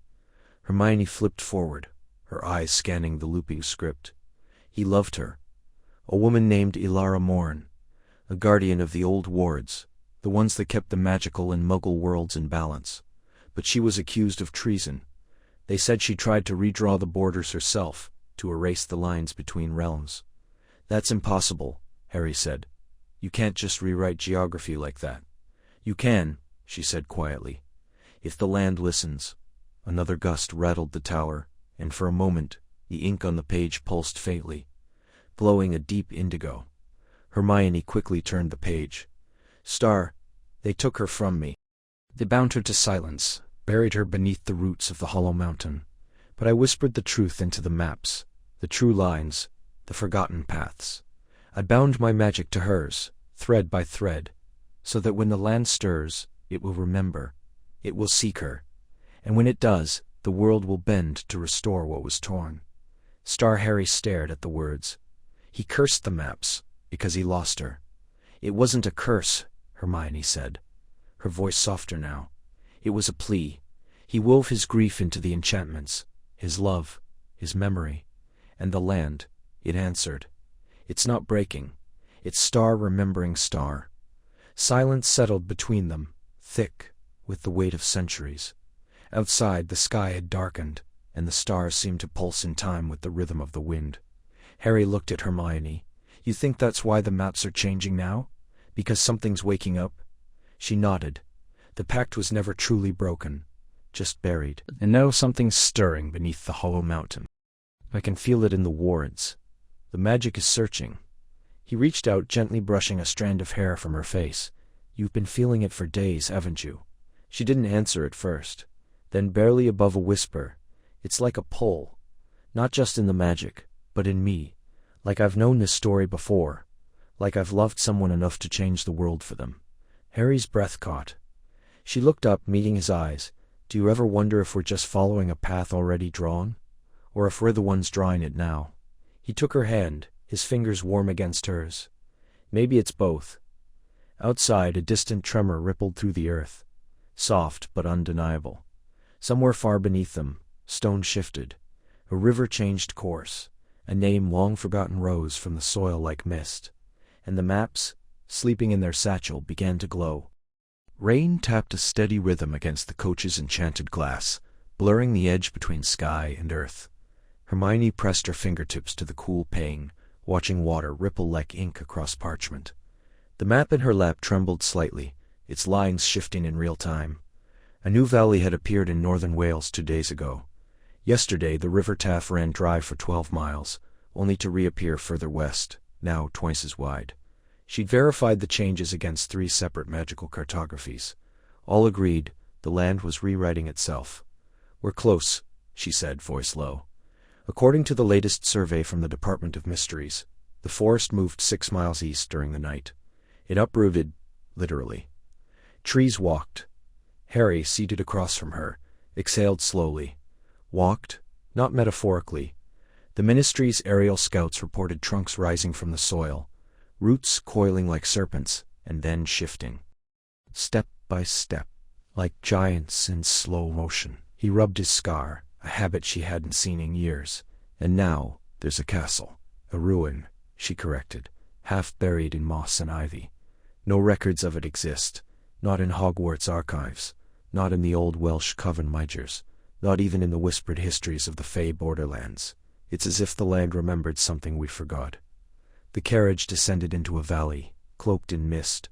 The air thickened with the scent of damp bark, and something older, stone steeped in time, iron and lichen, and quiet magic.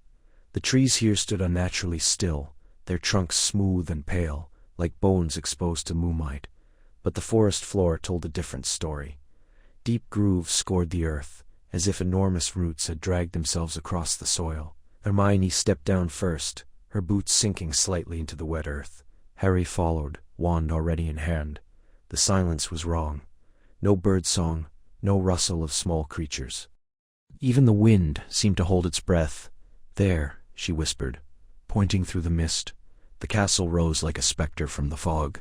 Its towers were broken, leaning at impossible angles, yet the stonework bore intricate carvings, runes that pulsed faintly, like a heartbeat beneath the surface. Vines coiled around archways that led nowhere. A courtyard, cracked and overgrown, opened before them, its center dominated by a circular fountain, now filled with black water. Harry moved forward cautiously. These symbols, I've seen something like them before. Where? In my dreams. After the war, when I couldn't sleep. They'd flicker at the edges of my thoughts, like memories that weren't mine.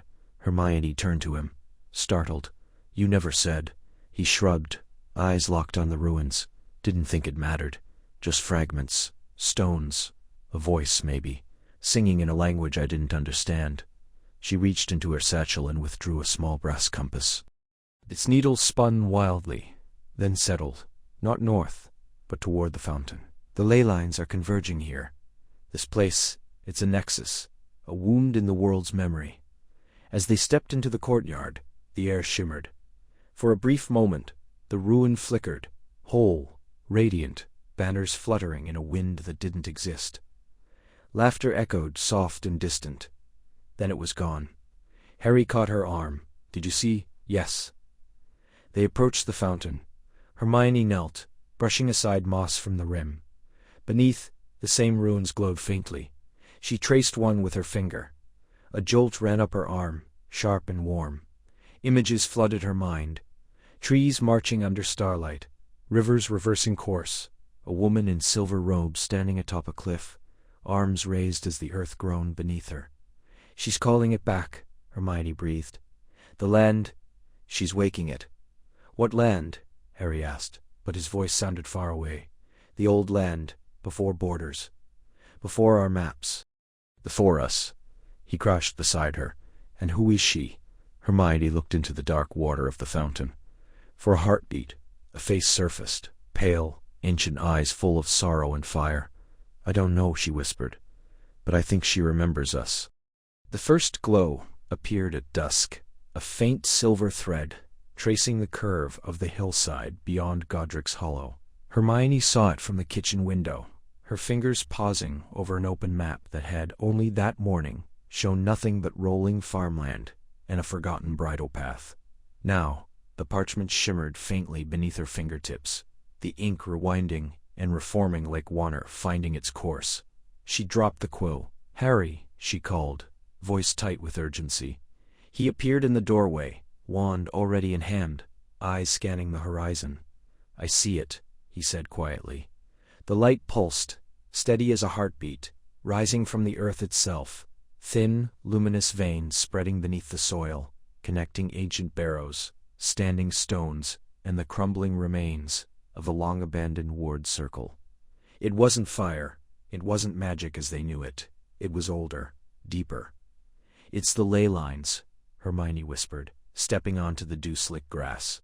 The air hummed, low and resonant, like the tuning of some vast, unseen instrument. Her breath caught as another line flared to life across the valley, linking to a cluster of trees that hadn't been bare a week ago, oaks with bark like cracked silver, standing in a perfect spiral. They're not just active, they're waking up. Harry followed, boots silent on the mossy ground. He raised a hand, and the wind stilled. Can you feel it? Like a pull. She could, not in her body, but in her bones. In her blood. A quiet, insistent tug toward the west, where the glow intensified, pooling beneath a ruin half swallowed by ivy, a forgotten chapel, its foundation etched with runes no modern spellbook could name. This place wasn't on any map, she said, though she'd studied every inch of the region. Not even the Ministry's restricted archives. Maybe it wasn't supposed to be, Harry replied. They moved forward, the earth warm beneath their feet. The light beneath the soil throbbed in time with their steps, as if recognizing them. Hermione's wand trembled in her hand, not from fear, but resonance. The magic here didn't feel hostile, it felt expectant. Then the stars shifted. Above them, the constellations shimmered, realigning like shards of glass settling into a new mosaic. Orion's belt bent. The plow twisted into a spiral, and for a single breathless moment, a silver pathway shimmered across the sky, mirroring the lines below. Hermione gasped. It's a network. The ley lines. They're not just connecting places, they're rewriting the sky. Harry looked up, his face bathed in pale light. You said the maps changed overnight. What if it's not just paper? What if it's the world remembering something we'd forgotten? A cold wind swept through the clearing, carrying the scent of petrichor, and something else. Ozone and old parchment, the smell of spells, long dormant. From the chapel ruins, a single stone rose slowly into the air, etched with a symbol Hermione had seen only once before, in a damaged tome buried in the restricted section, the oath of the first binding, a pact between the land and those who first shaped magic. "It's not breaking," she whispered. "It's healing." Harry turned to her, eyes reflecting the silver glow. "And if we're meant to be here, then we're not investigators. We're part of it." The ground pulsed once, gently, like a heartbeat under skin, and somewhere, deep beneath the earth, something ancient exhaled. The parchment crackled under Hermione's fingertips, its surface shifting like liquid shadow. She leaned closer, breath fogging the edge of the map as a new river snaked across the page, carving through what had been solid forest only minutes before. "It's not just changing," she whispered. "It's rewriting itself in real time." Harry stood behind her, arms crossed, eyes tracing the erratic pulse of glowing ink. "And it's not the first one. Every map in the Ministry archives, every enchanted atlas, every charm compass, they're all showing different versions of the same places. It's like the world can't decide what it wants to be." "It's not the world," Hermione said, tapping a finger beside a suddenly appearing mountain range. "It's the magic beneath it. Something ancient is stirring. The land remembers things we've forgotten." A low hum filled the room, rising from the map itself. The candle flames on the desk flickered, not with a breeze, but as if time had stuttered. The ink beneath Hermione's hand shimmered, then star pulled star wall drawing her finger into the parchment like water into sand. She gasped, jerking back, but the map held fast. "Harry!" He lunged forward, grabbing her wrist, but the moment his skin touched hers, the pull intensified. The map flared, a blinding surge of sapphire light erupting from its surface. The air twisted, folding inward like a page being turned. Then silence. They stood in a world of ink, not on parchment, not in a room, but star inside star the map.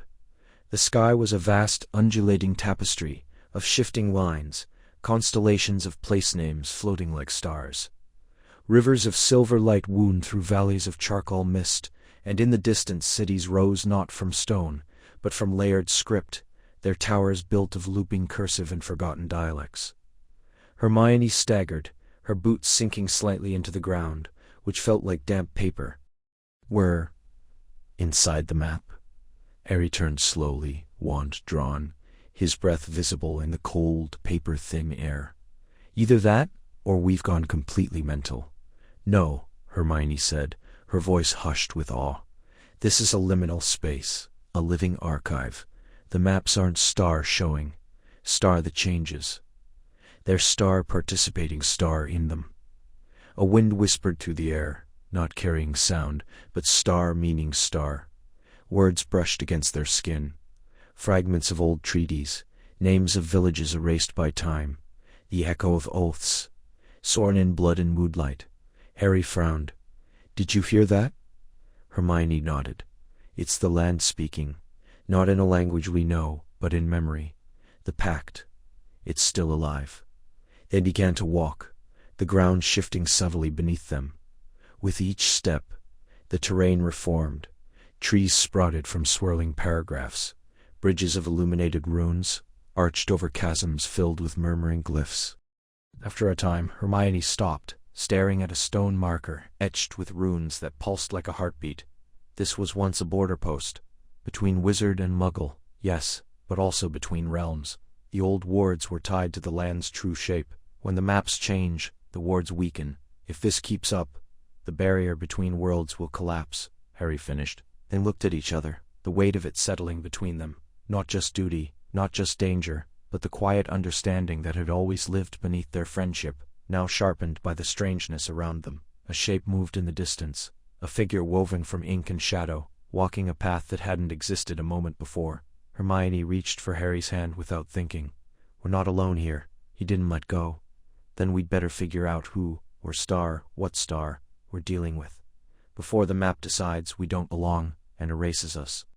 The parchment crinkled like dry leaves beneath their fingers as Hermione whispered the activation charm, her voice steady but hedged with anticipation. The ink shimmered, not just glowing but star-rippling star, as if the map were a surface of dark water. As if the map were a surface of dark water. A cold wind, smelling of rain and old parchment, rushed out from the page, tugging at their robes. Harry reached for his wand instinctively, but Hermione caught his wrist. Don't magic might destabilize it.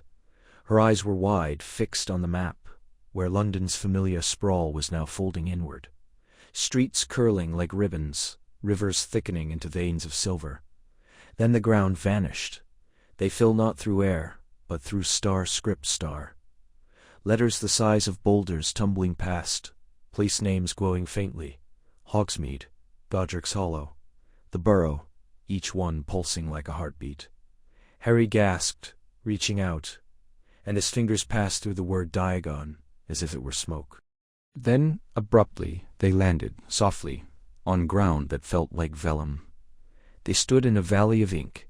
The sky was parchment gray, streaked with faint lines of calligraphy that shifted as they watched, like thoughts being erased and rewritten.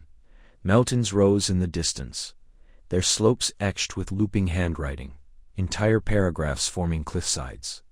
A river flowed nearby, not with water, but with liquid script, words swirling in currents, phrases dissolving and reforming. Star, once there was a spell that never ended. Star, then star. And the land remembered its bones. Star, it's alive, Hermione breathed, crouching to touch the ground. Her fingertips left smudges, and the ink beneath star, healed star, regenerating the texture like skin. Not just enchanted. The map isn't a representation, it's a plane, a dimension made of written magic. Harry took a step forward, and the path ahead star changed star. Where there had been a bridge of cursive, now a chasm split the earth, filled with whispering glyphs. "Did you—" "No," she said, turning sharply. "The terrain is responding to us, to thought, intent, fear," he exhaled. "So think happy thoughts, then." She almost smiled. "Be careful what you imagine, Harry. This place might take you literally."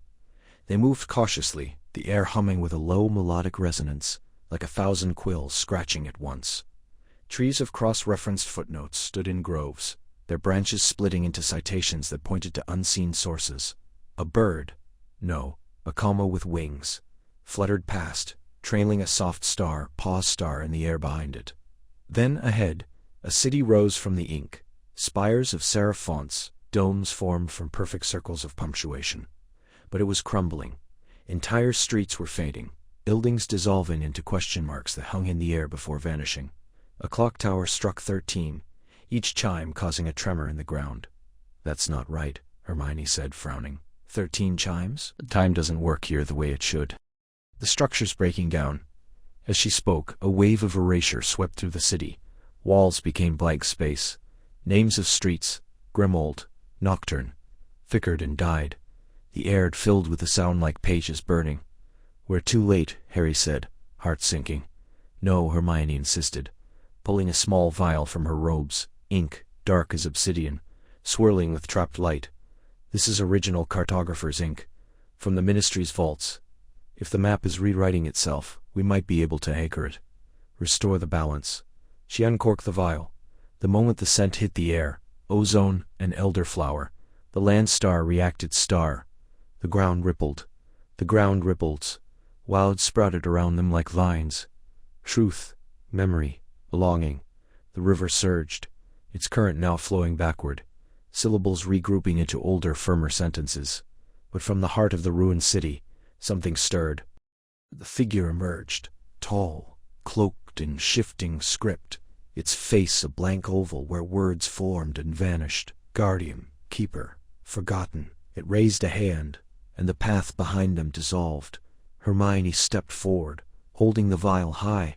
"We mean no harm. We're trying to help." The figure tilted its head. Then, in a voice like ink drying on paper, it spoke. "Why do you seek the old borders? The land remembers what you have erased.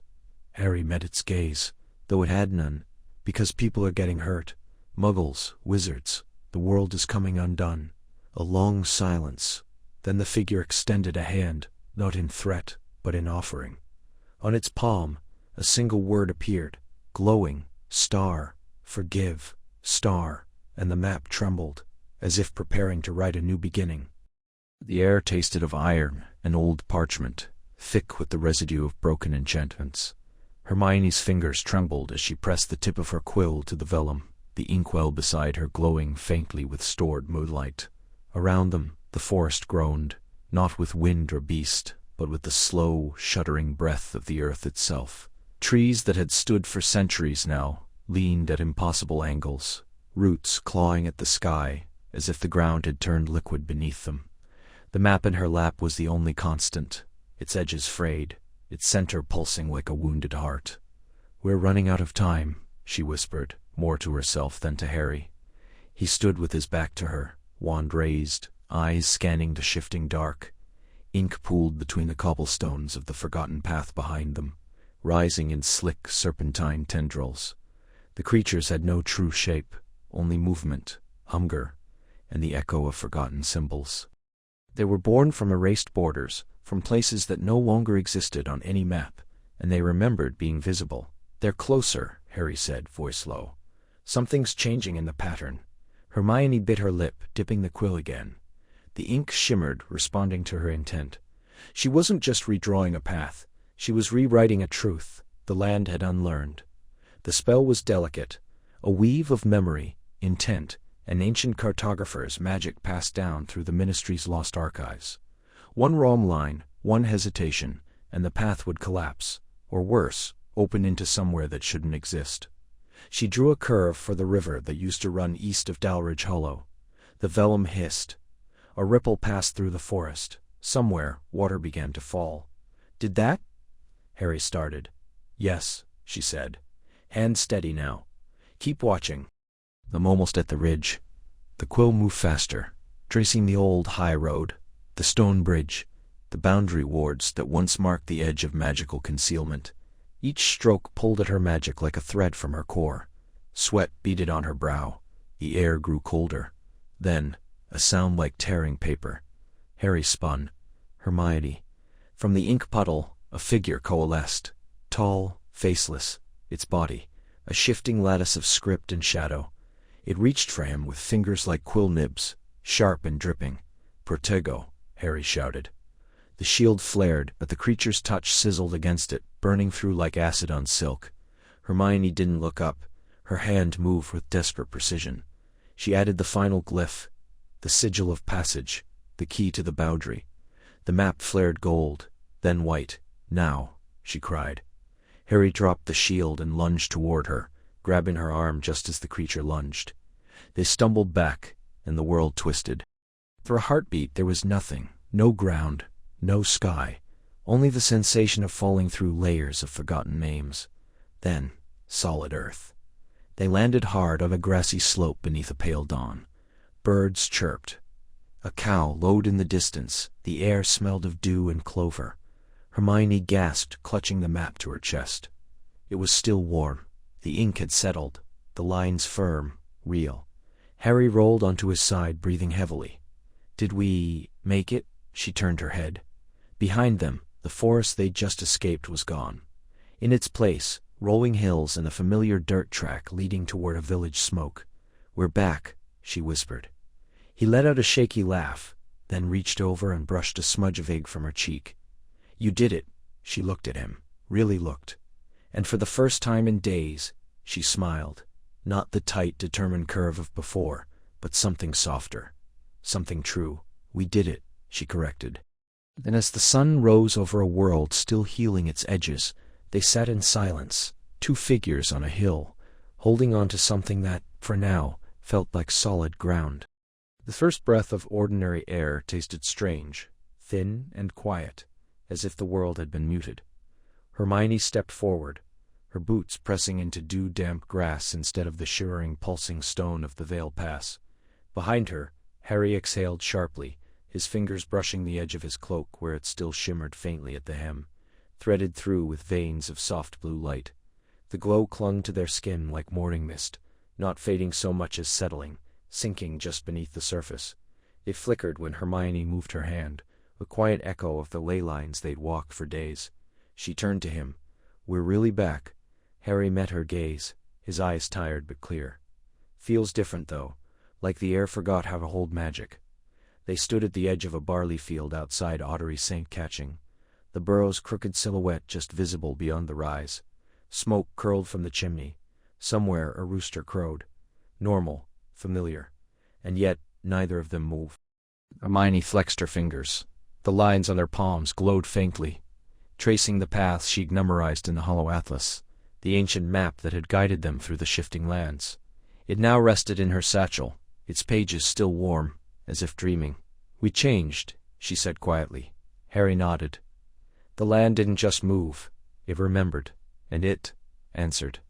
She remembered the moment in the heart of the stone glen, when the earth had spoken not in words, but in pulse and pressure, in the way roots curled around their ankles and stones hummed beneath their feet.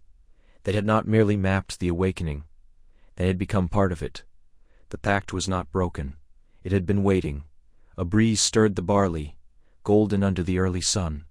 Harry reached for her hand without thinking, his thumb brushing her knuckles. The contact sent a ripple through the ley glow, a soft flare beneath their skin where they touched. Hermione didn't pull away. "We'll have to tell them," she said. "Ministry. The International Confederation. Muggle governments. Eventually." Harry's jaw tightened. "And what do we say? That the world is alive and it's rewriting itself based on promises made before Britain was an island. That's exactly what we say." Her voice was firm, but her eyes softened. "They won't believe us at first, but the maps won't lie. Not anymore." They began walking, side by side, their steps falling into the same rhythm they'd found in the wild places, steady, cautious, certain. The glow beneath their skin pulsed faintly with each heartbeat, not a mark of magic imposed, but of magic accepted. At the gate to the Burrow's garden, Ginny appeared, her red hair catching the light, her wand already in hand. She froze when she saw them. "Merlin," she whispered, "you're glowing." Hermione managed a small smile. "It fades, mostly." Ginny's eyes flicked between them, sharp and searching. "You look different." "We are," Harry said, his voice low. And it wasn't just the light. It was the way they stood closer than before, not just in distance, but in presence. As if they now carried the same silence, the same weight, the same unspoken understanding forged in the spaces between maps and memory. Inside, Molly was already shouting for Arthur. The kettle began to whistle. Normal life rushed to meet them, but Hermione glanced at Harry, and in that look passed everything. The fear, the wonder, the quiet realization that some journeys don't end when you come home. They had returned, but the world, and they within it, would never be the same. Rain lashed against the windows of the Ministry's cartography annex, each drop sounding like a whispered warning. Hermione pressed her palm flat against the cold glass, watching as the storm distorted the city beyond, London's lights smearing into streaks, as though the world itself were dissolving at the edges. Inside, the air hummed with unstable magic. Dozens of enchanted maps floated in midair, their parchment surfaces writhing like living things.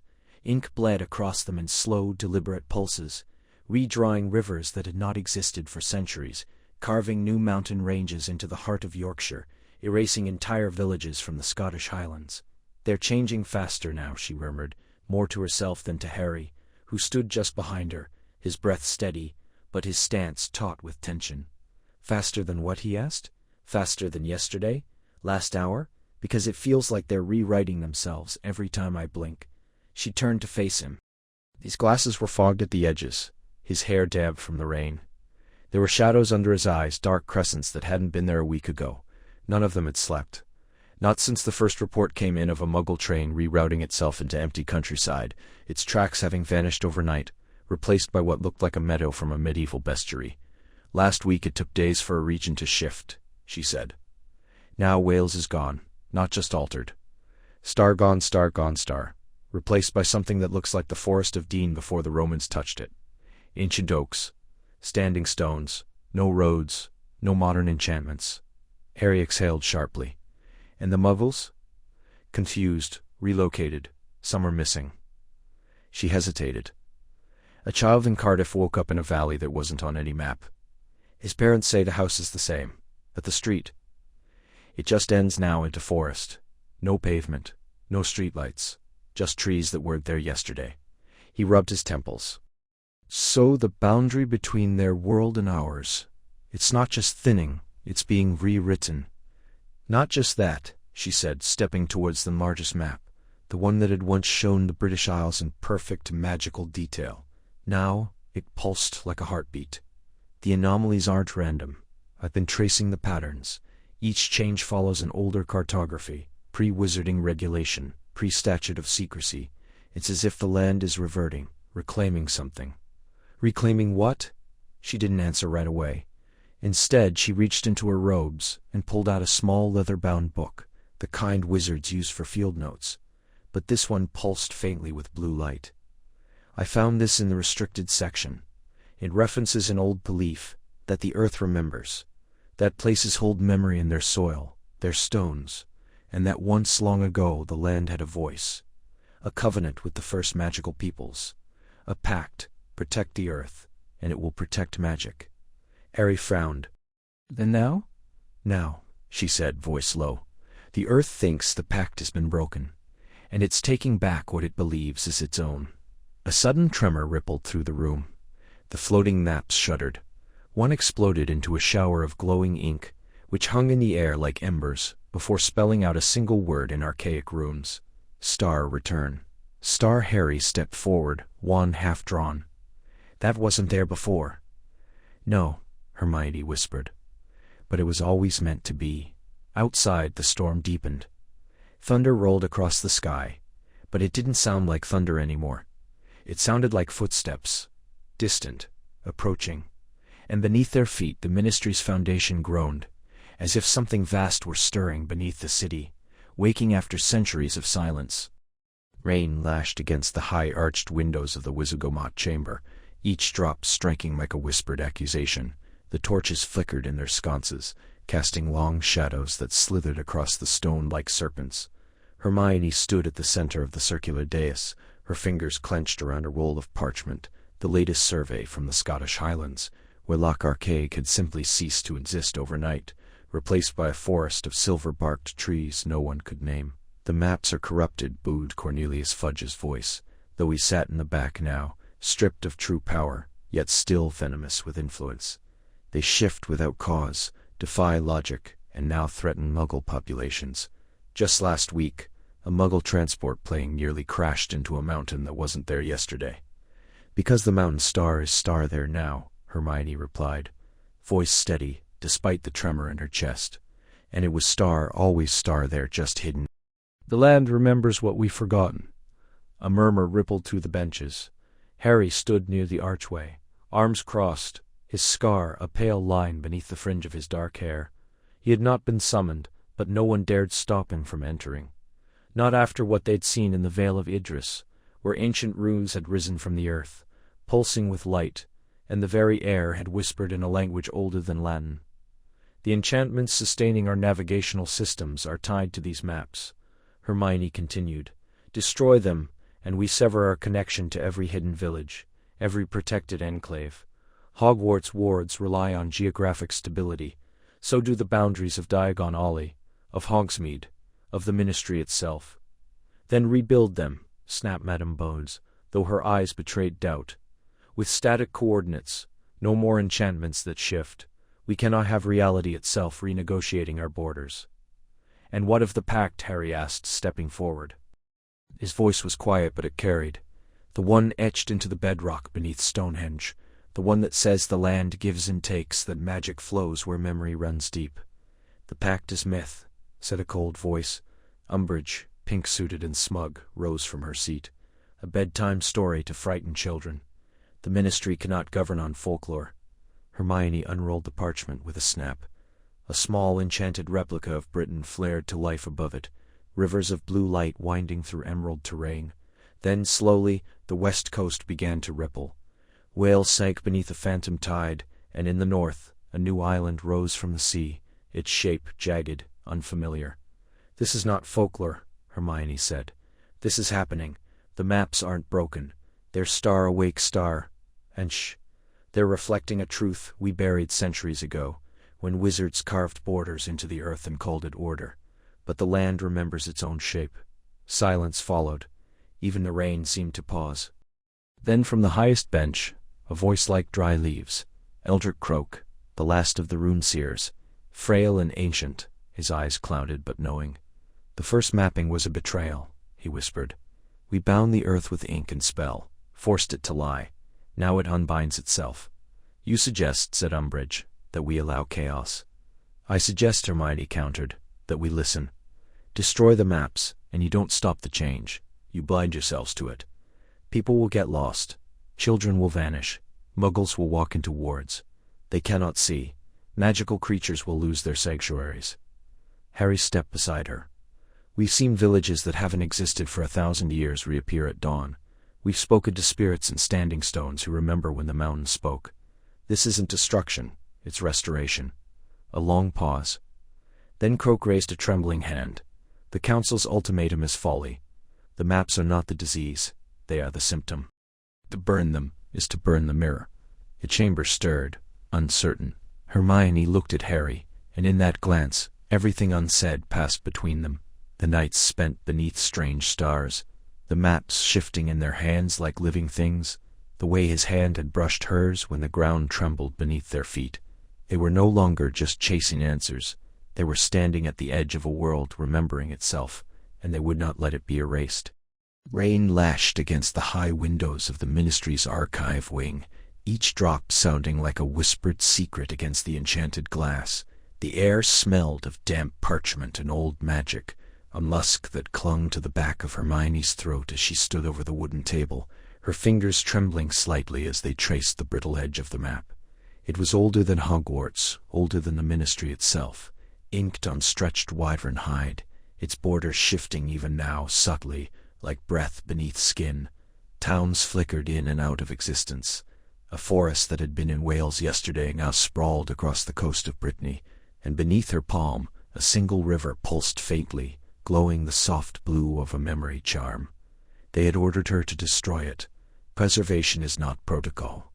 Gawain Robards had said, his voice clipped. We can't risk contamination. All anomalous cartographic material is to be incinerated.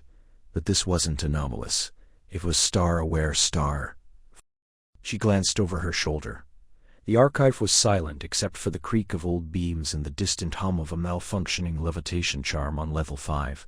Her wand lay cool in her sleeve, but she didn't need it yet. Not unless someone came. The map had spoken to her.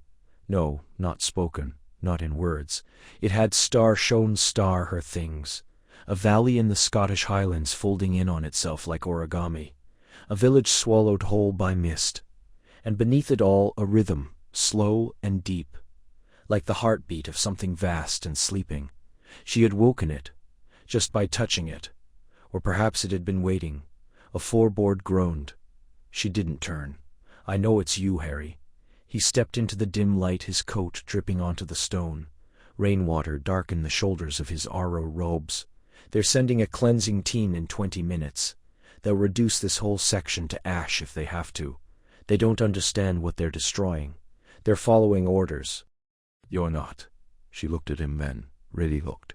There were shadows under his eyes, more than exhaustion. This was worry. For her. For what she might do. They're treating it like a curse, she said softly. But it's not. It's a star response star. The land is remembering something. Places that were erased. People who were forgotten. This map. It remembers with it. Harry exhaled slowly. And if it's not stopped, if the borders keep shifting, Muggle towns are already being displaced. Roads leading nowhere. Bridges over empty air. I know, she whispered. But what if we're asking the wrong question? What if it's not about stopping it, but understanding why it started? He stepped closer, his voice dropping.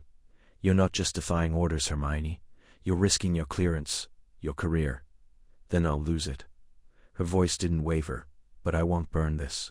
Not yet. She reached into her robe and pulled out a small crystal vial, enchanted, warded, layered with every concealment charm she knew. Careful hands, she placed the tip of her wand to the map's center, where the pulse was strongest. A single thread of silver light rose, coiling like smoke. She drew it in, sealing the vial with a twist of her wrist. "What was that?" Harry asked. "A memory," she said, "from the land. I don't know what it means yet, but it's a beginning." Footsteps echoed down the corridor. Boots, heavy and purposeful. Harry moved to the door, listening. "We've got minutes." She slid the vial into an inner pocket, then covered the map with a scrap of cloth. "I'm taking it. You know I can't let you do that officially. I don't need your permission." He almost smiled. "No, you never did." When the door creaked open, Harry was standing in front of the table, arms crossed, face unreadable. Behind him, Hermione slipped into the shadows, the ancient map wrapped in her cloak, its pulse now a quiet thrum against her ribs, like a second heart waking. The wind howled across the Salisbury plain like a wounded spirit, tugging at Hermione's cloak as she stepped over the lone stone barrier.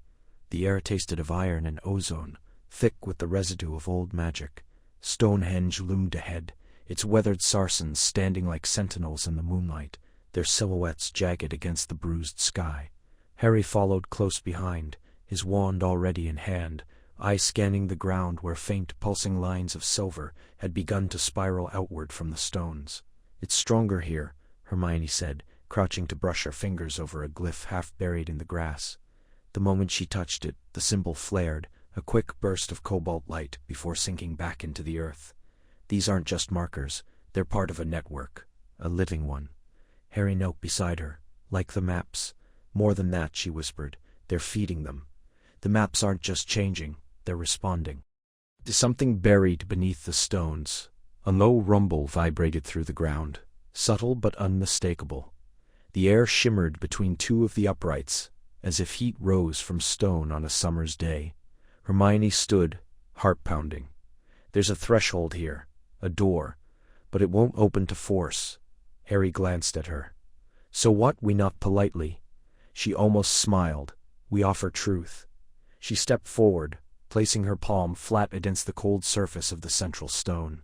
"I seek not power, but understanding," she said, voice steady. "I come in memory of those who once walked between worlds, who kept the balance. I am not here to take, I am here to remember." The silence that followed was absolute. Even the wind stilled. Then with a sound like stone sighing after centuries, the earth beneath them shifted. A circle of ground, 10 feet wide, sank slowly downward, revealing a staircase carved from obsidian, each step etched with runes that glowed a deep pulsing green. Harry looked at her, brow raised. "You made that up," Hermione exhaled. "Most of it." They descended slowly, wands raised, light pooling at their feet. The air grew colder, heavier, as if the weight of time pressed down on their shoulders. The walls of the chamber were lined with murals, scenes of wizards and witches, not with wands, but with hands pressed to the earth, summoning rivers, raising hills, guiding forests. In one, a woman with antlers of living wood stood at the center of a great circle, her arms outstretched as the land itself bent to her will. "This isn't just magic," Hermione murmured. "It's communion." At the chamber's center stood a dais, and upon it, a stone tablet, the size of a tabletop, covered in shifting symbols. They moved like liquid, rewriting themselves before their eyes. Rivers appeared and vanished, mountains rose and crumbled. Borders flickered like candlelight. Harry stepped closer. "It's a living map." "No," Hermione said, awe-threading her voice. "It's the first map, the one from which all others were copied, the one that remembers what the world was meant to be." She reached out, hesitated, then touched the surface. A wave of sensation crashed over them. Visions of ancient forests singing in the wind, of dragons nesting in valleys now buried beneath motorways, of cities built over sacred springs, magic retreating inch by inch, as the Muggle world grew louder, more certain, more blind, and beneath it all, a heartbeat. Slow, deep, wounded. "It's not broken," Hermione whispered, tears in her eyes. "It's grieving." Harry placed his hand over hers on the stone. The visions shifted. Now they saw moments of their own lives. The castle at Hogwarts, Ron's laugh echoing in the common room, Ginny's hand in his, the warmth of a fire on a winter's night. Then something new. A path through a forest they didn't recognize, leading to a door made of roots, and beyond it, a voice, soft and ancient, saying, "Star, you are remembered, star." The map stilled. The runes ceased their dance, and for the first time in centuries, the land exhaled. The air in the hidden chamber beneath the ruins of Ilvermorny grew thick with the scent of damp parchment and old magic.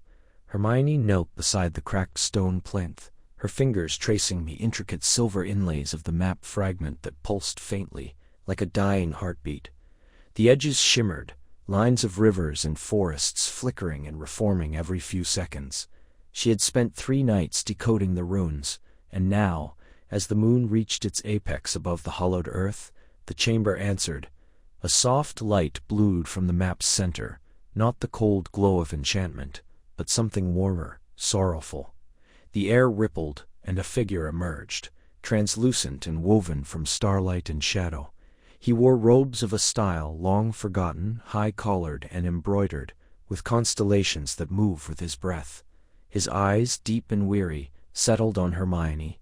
"You've awakened the silence," he said, voice like wind through ancient oaks. "You have touched the veil of thorn without breaking it."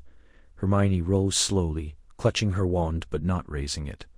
"You're the cartographer, the one they called Elric." He bowed his head. "Once, now I am only memory, bound to the land I wronged." Harry stepped forward from the archway, his breath fogging in the sudden chill. "You did this, changed the maps, the rivers, the borders." "I bound them," Elric whispered. "Not to guide, but to grieve." The chamber dimmed. Shadows lengthened, and the map beneath them glowed brighter, projecting images into the air, rolling hills now buried under cities, forests drowned beneath lakes that had not existed a century ago.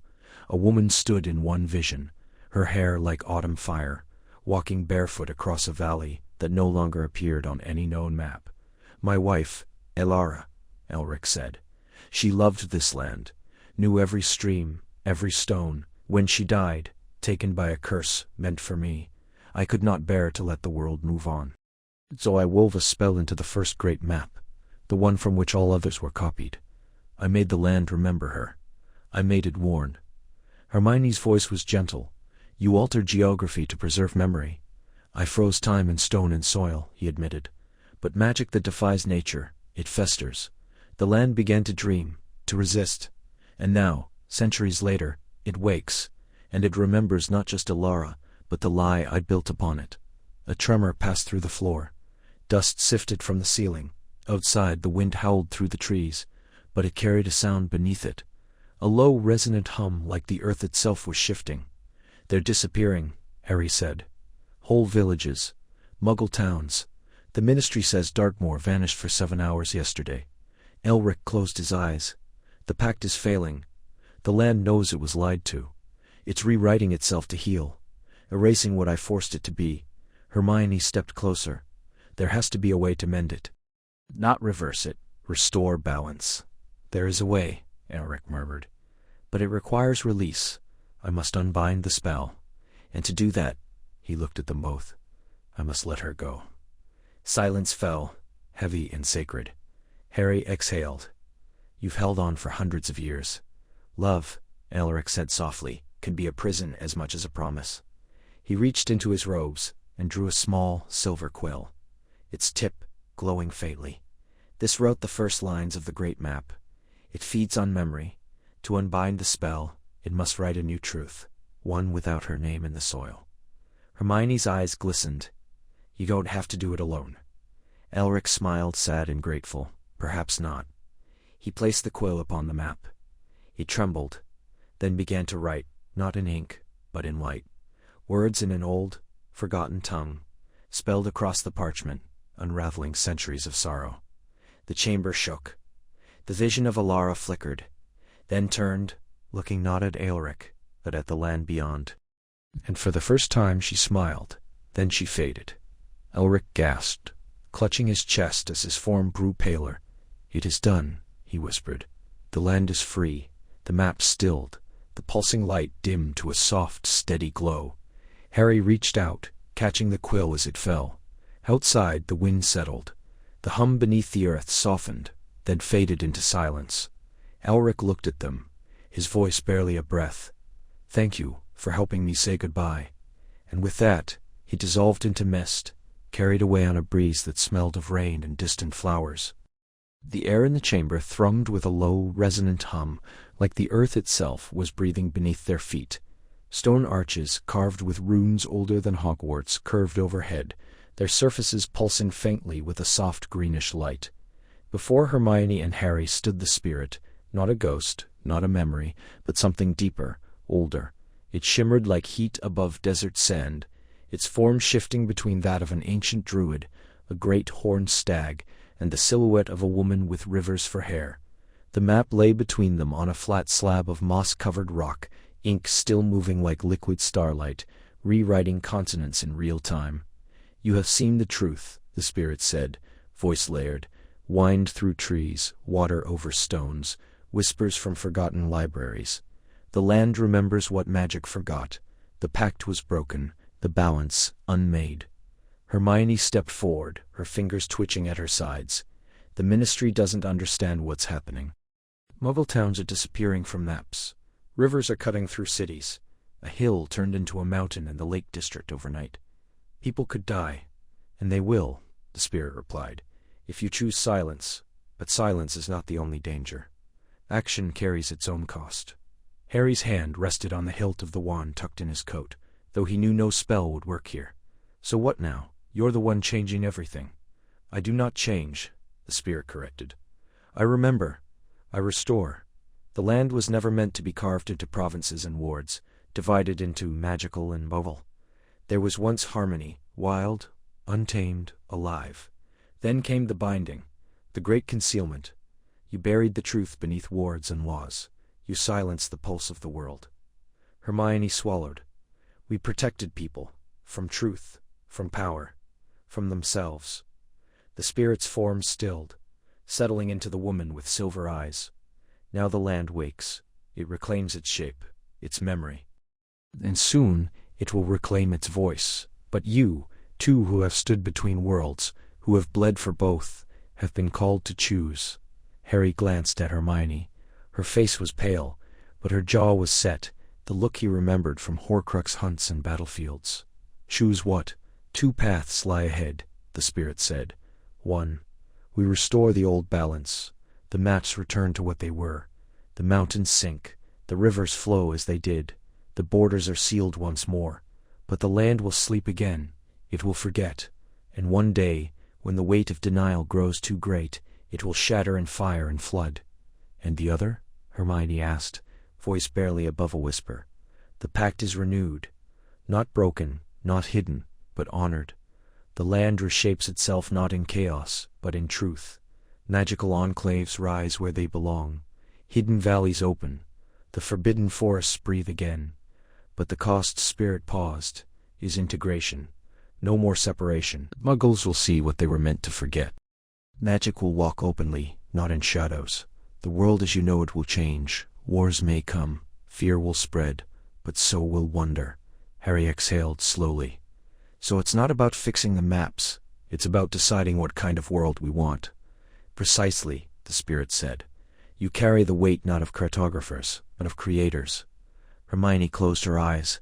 Images flashed behind her lids. Her parents' faces, the quiet streets of Oxford, the frightened eyes of Muggle children in London when a bridge vanished beneath their feet.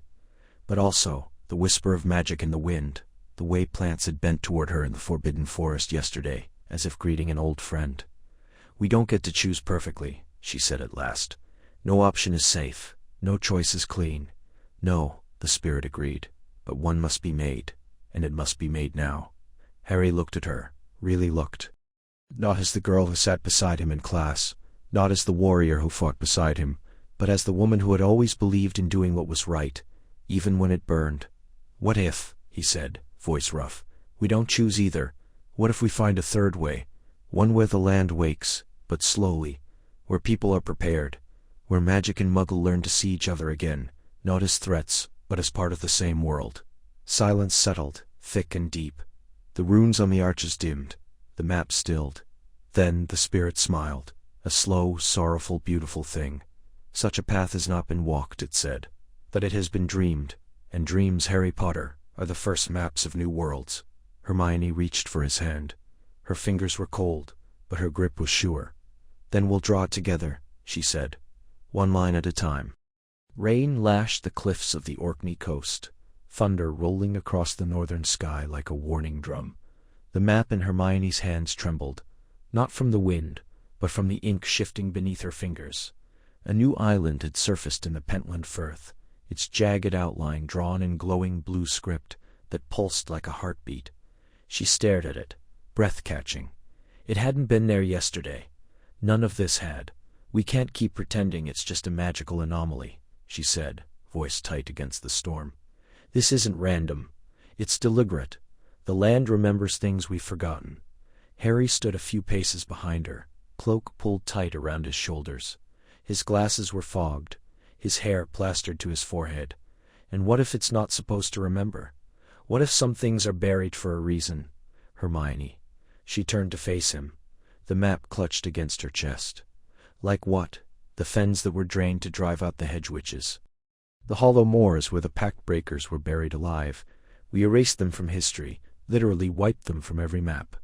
But the earth didn't forget, and now it's correcting us. "It's not correcting," Harry said, stepping forward.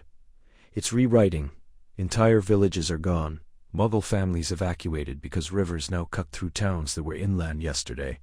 A bridge in Devon collapsed because the valley beneath it didn't exist last week. People are hurt. People are scared. And whose fault is that?" she shot back, though her voice cracked. "We've spent centuries imposing order on magic that was never meant to be tamed. We drew borders over sacred ground, built stations over ley lines, and called it progress. Now the magic is pushing back, not to destroy us, but to restore balance."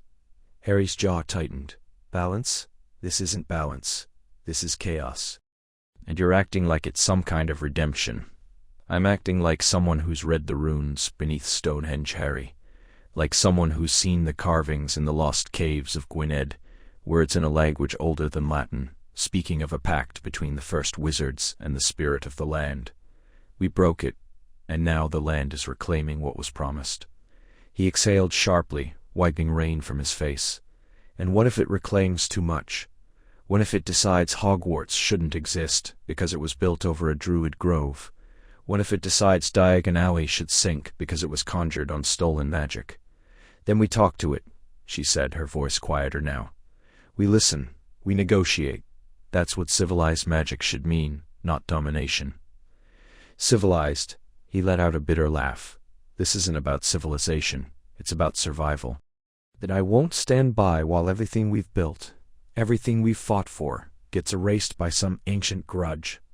"It's not a grudge," she whispered. "It's grief." They stood in silence, the wind howling between them. The map flickered again, and for a moment the coastline of Scotland shifted. Mountains rising like sleeping giants, forests unfurling across barren moors. Hermione watched, transfixed. Harry looked away. "You always think knowledge can fix everything," he said. "But some things can't be reasoned with. Some forces don't care about logic or justice. They just are. And some people," she replied, "refuse to see that change isn't the same as loss." He turned to her then, eyes dark with something she couldn't name, fear perhaps, or sorrow. "You say that like I'm the one clinging to the past, but you're the one trying to resurrect ghosts." "No," she said softly. "I'm trying to make sure they're not forgotten." The wind stilled for a breath. The map glowed faintly, as if listening. Then Harry reached into his coat and pulled out his wand. "We can't let it keep changing things unchecked, not without understanding the cost." Hermione stepped forward, blocking his path. "If you try to bind it, if you try to force it back, you'll make it worse. You'll break the last thread of trust." "Then what do you suggest?" he asked, voice low. "Stand here and watch the world unravel." "Yes," she said, "until we learn how to mend it the right way." He stared at her, rain tracing lines down his face like tears. And in that moment they were just Harry and Hermione, the boy who lived and the girl who knew too much. They were two people standing on the edge of a world that no longer fit, torn between love and fear, memory and hope. Neither moved, neither spoke. The map pulsed once softly, like a heartbeat beneath her hands. Rain lashed the valley like 1,000 tiny whips, each drop sizzling against the charmed stones beneath Hermione's boots. The air tasted of ozone and old parchment, thick with the residue of broken enchantments. Around them, the earth groaned, a low, tectonic shudder that wasn't quite sound, more a vibration in the bones. Hermione clutched the map to her chest, its edges fluttering like a wounded bird. It had changed again. Minutes ago, the path ahead led to the ruins of Caer Alden, but now the parchment showed only a yawning void labeled Star Niles Mawstar, drawn in ink that bled slowly, dark as fresh bruises. "We shouldn't go any further," Harry said, his voice tight. He stood a few paces behind, wand raised, scanning the horizon, where the hills had begun to fold in on themselves like a closing fist. "It's not about should," Hermione replied, breathless. "The map's rewriting itself in real time. If we turn back, there might not be star back to return to." She unfolded the map again, tracing the shifting lines with a trembling finger. The ink writhed under her touch, reconfiguring into new shapes: a forest of crystalline trees, a lake that circled a tower with no visible entrance. She swallowed hard. This isn't just geography. It's memory. The land is remembering things that were forgotten or erased. Harry stepped closer, rain slicking his hair to his forehead. And what happens when it remembers something that shouldn't be remembered? A silence stretched between them, broken only by the distant crack of splitting stone. Somewhere beyond the ridge, a river had reversed its course an hour earlier, flooding an abandoned village that hadn't existed on any map since the 14th century. Then the ground buckled. It wasn't an earthquake, not exactly. It was as if space itself had torn, a jagged rift opening between them with a sound like tearing silk. Hermione cried out as the earth fell away beneath her feet. She threw out a hand, but Harry was already across the widening chasm, his fingers straining toward hers. "Hermione," she grasped at air. The map slipped from her grip, fluttering like a leaf into the abyss below, vanishing into a fog of silver mist that pulsed with faint runes. "Harry!" "I've got you!" he lunged, catching her wrist just as the edge crumbled further. For a breathless moment she dangled over nothing, her legs kicking above a depth that seemed to have no bottom. His grip was iron, but the ground under him was cracking, splintering like glass beneath a hammer.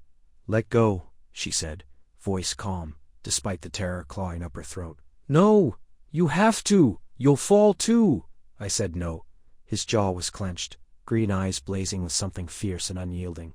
"Not again! Not this time!" The earth shuddered. A new fracture raced through the soil, splitting the land in two. Hermione felt the pull of opposing magics, one ancient, one modern, warring beneath the surface. The air shimmered, and for a heartbeat she saw double. The valley as it was, and the valley as it had once been, filled with towering spires and a people who sang to the stars. Then the ground gave way. Harry's hand slipped from hers. She fell backward into the rift, arms flailing, her scream lost in the roar of collapsing earth. The last thing she saw was his face, horrified, reaching before the mists closed over her. Silence, then cold. She landed on something soft, though her body ached as if she'd fallen for miles. The air was different here. Still, weighted, as if time moved slower.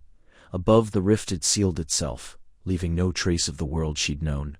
She was alone, and the map, the key, the guide, was gone. But in the distance, through the silver fog, a light flickered. Not fired, not starlight, something older. Something calling. She pushed herself up, shivering, and began to walk. The air in the valley tasted of burnt parchment and wet stone, thick with the residue of unraveling enchantments. Hermione crouched beside a fissure that hadn't been there at dawn, her fingers tracing the edge of a crumbling map spread across a flat stone. Ink bled at the margins, the once clear lines of roads and rivers, now dissolving into smudges, as if the land itself were exhaling centuries of forgotten breath. She pressed her wand to the parchment, and whispered stabilization charm again, Star Terram Firmo, Memoria Retine Star, but the script only flickered, like candlelight in a draught. The ground shuddered faintly beneath her boots. Somewhere beyond the ridge, a tree groaned as its roots lost purchase in shifting soil. She'd been alone for 3 days. Not truly alone, she had Crookshanks, who now sat hunched atop her satchel, his fur fluffed against the unnatural chill. But the silence pressed heavier than the magic in the air. Harry was across the divide, somewhere in the northern moors when the map had split in two, and the communication spells kept failing. She'd tried Patronus messages, but her otter dissolved mid-form, as though the air absorbed intent.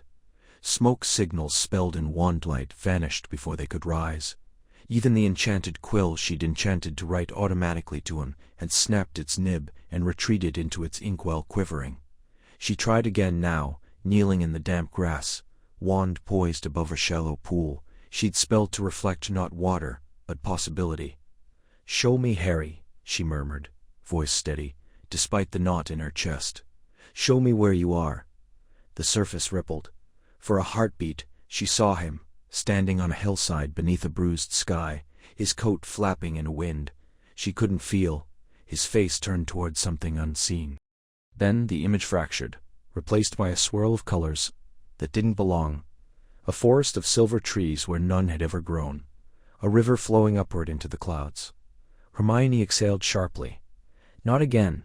She pulled out her own map, the one she'd been rewriting by hand, stitching together fragments of old wards and forgotten surveyor spells.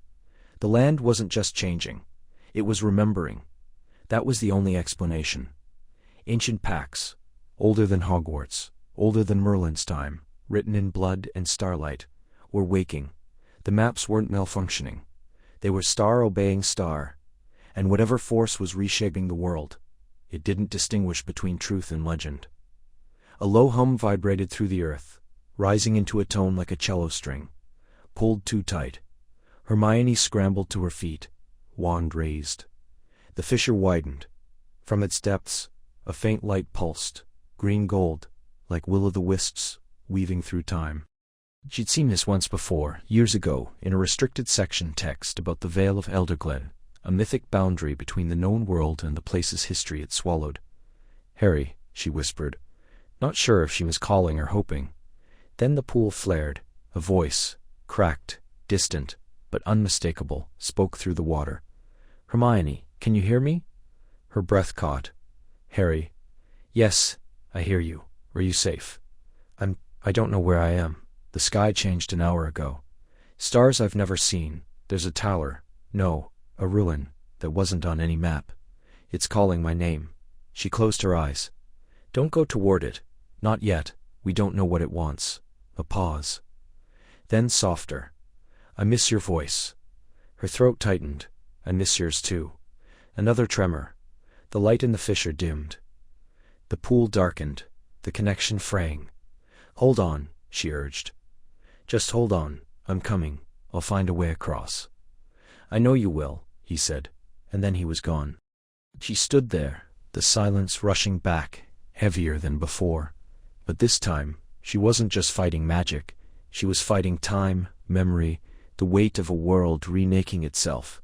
And for the first time in days, she smiled, small, fierce, determined, because he was still out there, and she would cross every broken map, every vanished road, every uncharted truth to reach him. Rain fell in silver sheets over the moors, each drop sizzling faintly as it struck the cracked earth. Harry pulled his cloak tighter, the fabric frayed at the edges from weeks of restless travel. The compass in his hand trembled, its brass casing warm against his palm. It had been silent for years since the war, since Dumbledore's tomb, yet now it spun once, twice, then locked with a soft click, the needle glowing a deep, steady amber. It pointed east, unwavering. Toward her. He had not seen Hermione in 10 days, not since the map of the Scottish Highlands folded in on itself like burnt parchment, swallowing 3 villages whole. One moment, they had been standing at the edge of Loch Erebor, comparing notes by wandlight. The next, the ground groaned, and the world tilted. When the mist cleared, she was gone. Only her scarf remained, half buried in moss, still faintly humming with residual magic. Now the compass pulled him forward, each step sinking slightly into the damp peat. The air smelled of wet stone and something older, ozone and ink, like the scent of a spell just cast. The land here was changing. Trees grew sideways. Streams ran uphill. Once he passed a standing stone that whispered in a language he almost understood, until he turned to look, and it became only rock again. He pressed on. By dusk, the compass led him to the edge of a ravine where no ravine had been that morning. The chasm stretched wide, its depths lost in shifting fog. A single rope bridge swayed over it, ancient, barely there, its planks rotting at the edges. Harry hesitated. He had crossed stranger things in his time, but this felt different. The bridge wasn't on any map. It hadn't existed yesterday. And yet it stood, or hung, waiting. He stepped onto the first plank. It held. Halfway across, the wind shifted. The fog below coiled like a living thing, rising in tendrils. Shapes formed within it. Faces, voices. A child's laugh, Ginny's voice, calling his name. Then Hermione's, strained. Star, Harry, don't look back. Run. Star, he didn't look. He couldn't. The bridge groaned. One of the ropes snapped with a sound like a bowstring. He stumbled, catching himself on the frayed railing. The compass flared, its glow intensifying. Below, the fog parted for a heartbeat, revealing not rock, but a vast network of glowing lines, like veins beneath the skin of the world. A map. No, the map. Not paper. Not magic as he knew it. This was older. This was the land remembering itself. And it was changing. He reached the other side, just as the last rope gave way. The bridge fell in silence, swallowed whole by the mist. Beyond the chasm, the forest thickened. Trees with bark like parchment bore inscriptions in languages long dead. Some looked disturbingly like Hermione's handwriting. He touched one. The bark shimmered, and for a moment he saw her, kneeling in a clearing, tracing symbols into the soil, her hair wild, her eyes bright with focus. He ran. The compass grew hot. Its pulse matched his heartbeat. When he found her, she was surrounded by standing stones, each one etched with a different constellation. She stood at the center, arms raised, chanting in a voice that didn't sound entirely her own. The ground trembled. The air rippled. Hermione. She turned. Relief flashed across her face, then fear. You shouldn't have followed the compass, she said. It wasn't meant for you anymore. It chose you, he said, breathless. It's been pointing to you since the lock. She shook her head. No, it's not pointing to me. It's pointing to Star, the star. She gestured at the stones. The land is waking up, Harry, and it remembers the pact. The one we broke. The one we never knew we made. He stepped forward. The compass glowed brighter, and the earth beneath him began to rise. The air hummed with a frequency that thrummed in Hermione's molars, a low, resonant pulse that seemed to rise from the very earth beneath her boots. Before her the field stretched, endless, glowing, not with grass or flowers, but with strands of light, interwoven like silver threads spun from starlight in memory. Each filament pulsed in time with the unseen heartbeat below, branching, converging, diverging again in patterns that defied Euclidean logic. This was no map drawn by hand or enchanted quill. This was the land remembering itself. She had walked for days through forests that folded back on themselves, past rivers that whispered in forgotten tongues, all guided by the flickering compass in her satchel, one that no longer pointed north, but towards Star, meaning star. And now, here at the convergence, the compass had gone still, its needle fused straight down, buried in the light. A breath behind her, a shift in the air. Hermione. She turned. Harry stood at the edge of the luminous field, cloak dusted with frost that hadn't been there minutes before, his glasses smudged, his eyes wide with the same awe she'd felt when first stepping onto this ground. The wind tugged at his hair, and for a moment neither moved, just stared across the glowing expanse, as though afraid that speech might shatter the fragile equilibrium of the place. You found it, he said, stepping forward. His boots sank slightly into the light, which rippled outward like water disturbed by a stone. I didn't find it, she replied. It found me, or remembered me. She reached out, brushing a trembling hand to a low-hanging thread of mapelight. It didn't burn. Instead, warmth spread up her arm, images flickering behind her eyelids, Hogwarts as it was 1,000 years ago, stone rising from marshland, wizards and witches chanting beneath a sky, streaked with auroras. The ley lines, they're not just magical currents, they're star stories, star. The land is rewriting itself through memory, through intention. Someone, or something, has awakened the old pact. Harry crouched, tracing a glowing line with his fingertips. This one feels familiar, like the scar. She stilled. You can feel it, he nodded slowly. It's not pain, not exactly. It's like recognition, like it knows me. A chill that had nothing to do with the wind crept down her spine. She remembered the scrolls in the Department of Mysteries, the ones written in no known language, but which had moved star, when touched by certain individuals. Bloodlines. Purpose. The pact had demanded a price, balance, reciprocity. And now, centuries later, the land was calling it due. "Harry," she said, voice low, "what if it's not just about geography? What if it's asking for the people who were part of the original agreement? The ones who bound magic to the land?" He looked up, green eyes catching the silver glow. "You think we're not just investigators? We're keys, or sacrifices," she whispered. Silence settled, heavy and expectant. The map light pulsed faster, the threads weaving tighter, converging toward a central point just between them.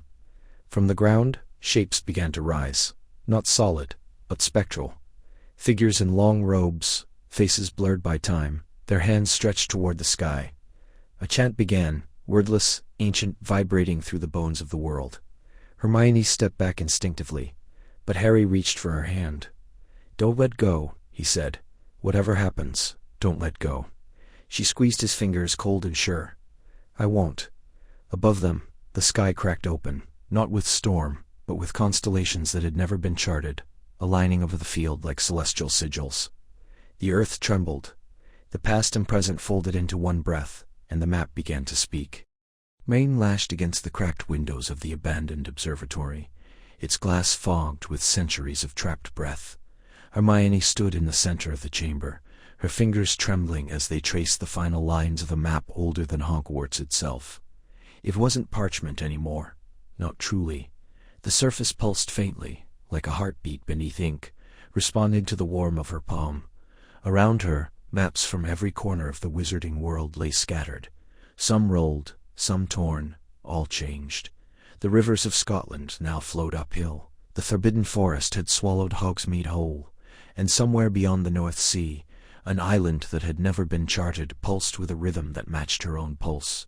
"It's not just magic," she whispered. "It's memory."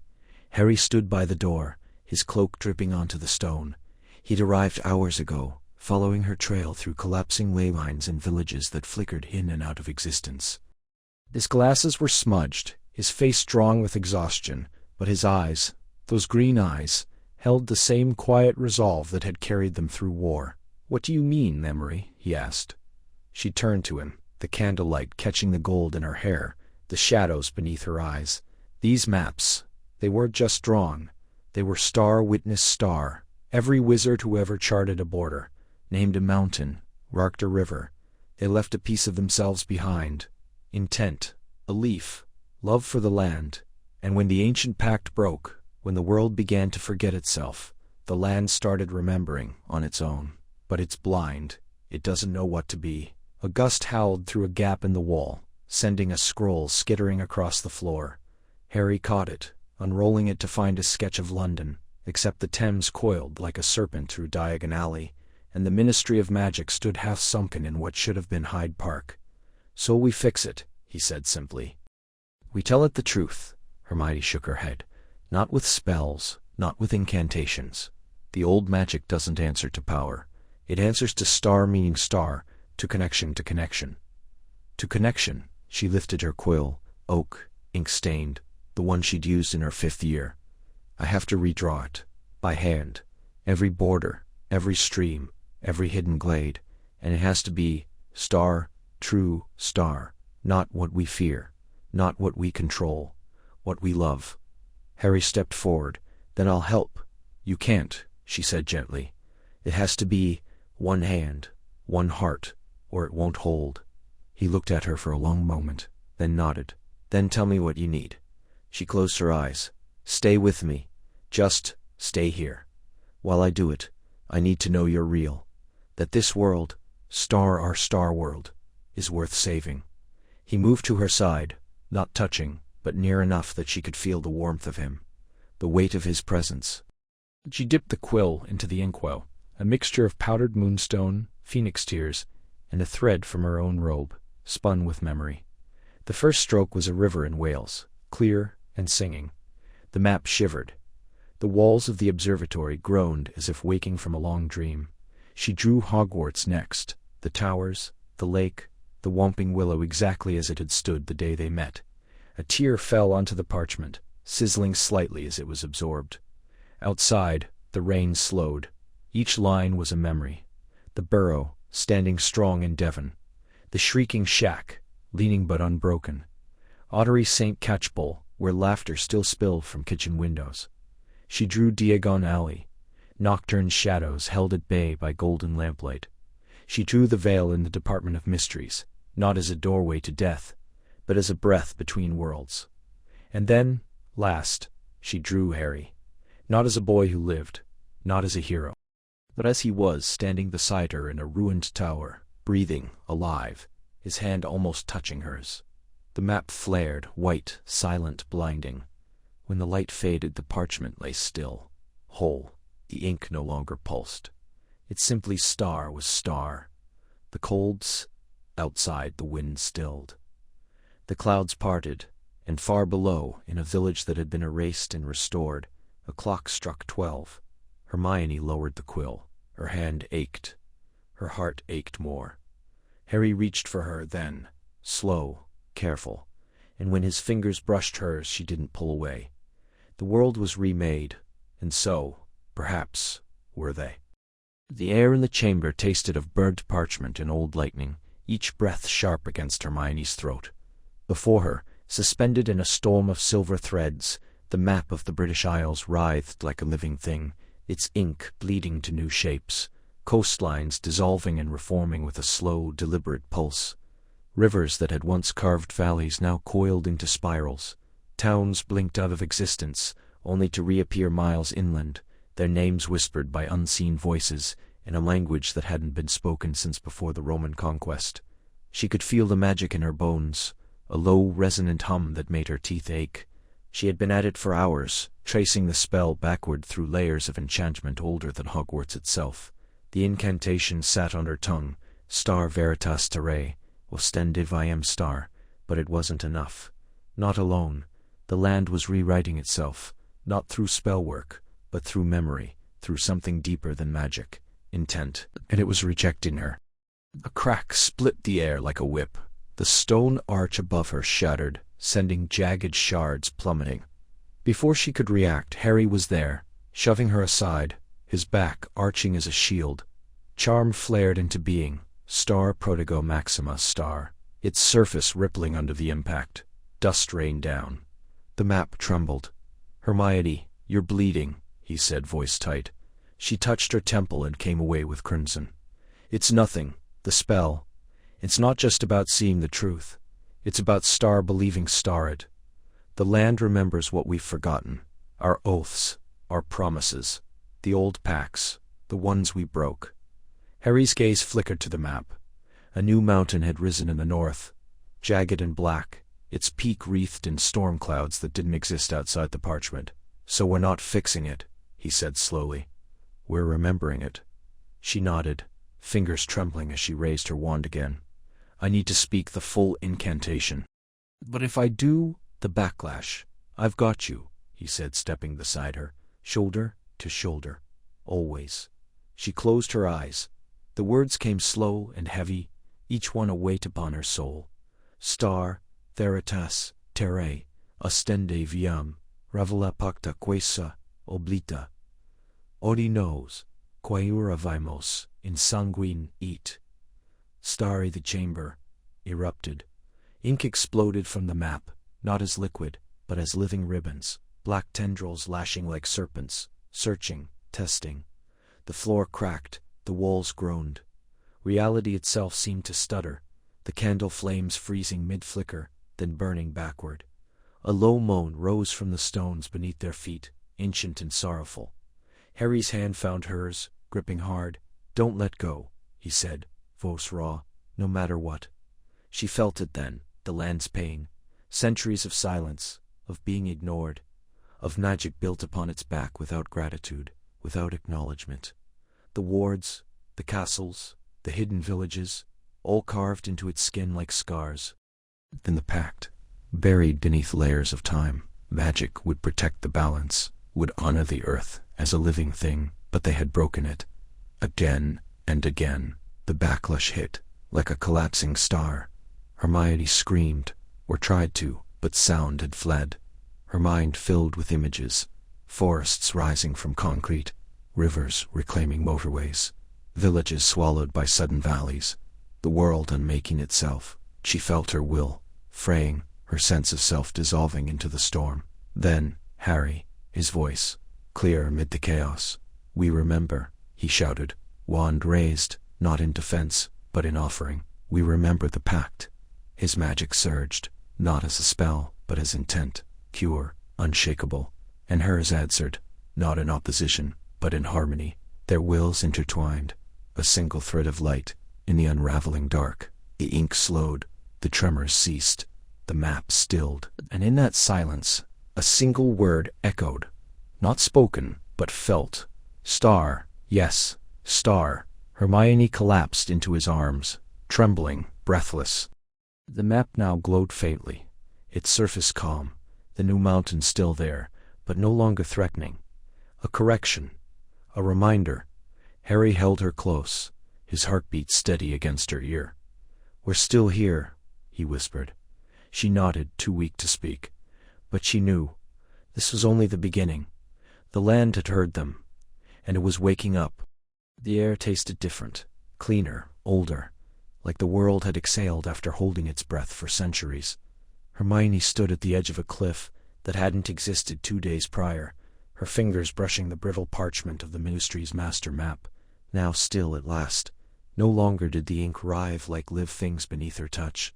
The rivers had ceased their impossible migrations, the forests no longer crept across hillsides in the dead of night, and the stars above, those too had settled into constellations not seen since the days of Merlin.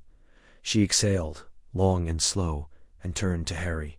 He was crouched beside a stone marker, half buried in moss and centuries of silence. His fingers traced the runes carved into its surface, ancient, pre-wizarding, older than Hogwarts. "It's real," he said, voice low. "Not just the land changing. It remembers." Hermione stepped toward him, her boots crunching on frost-touched stone. "The pact was never broken," she murmured. "It was just asleep. And we woke it." They had followed the maps across forgotten moors and drowned villages, through the whispering corridors of the Hollowvale, and beneath the roots of the World Tree, as told in Sybil's lost prophecies. They had spoken to the stone sentinels of the Firth, deciphered the blood script on the walls of Adaris Hall, and stood before the living Atlas in the heart of the shifting mire. And in the end, it had not been a spell, nor a curse, nor some rogue enchantment that had undone the world's borders. It had been a promise, a binding between earth and magic, made before written history, sealed in the bones of mountains and the pulse of ley lines. When the wizards built their walls and drew their lines, when they marked one territory safe and another forbidden, they had forgotten the land could listen. And remember, Harry stood, brushing dirt from his knees. "The Ministry's going to have a fit. Half of Devon's gone, and there's a fjord where Yorkshire used to be." Hermione smiled faintly. "They'll adapt, they always do. But Muggles are already adjusting. Memory charms on a continental scale. Obliviators are working in shifts. But Harry, some things can't be undone. Look." She pointed toward the east, where the first light of dawn spilled over a ridge that curved like the spine of some great beast. There, nestled in a valley untouched by time, stood a cluster of silver spires, gleaming under the rising sun. A city, not built, not revealed. Star Ray stayed. "Turn 9. Hermione whispered. "The city of the first wardens. It's been gone for 1,200 years. Harry stared. "And now it's back. And it remembers its keepers."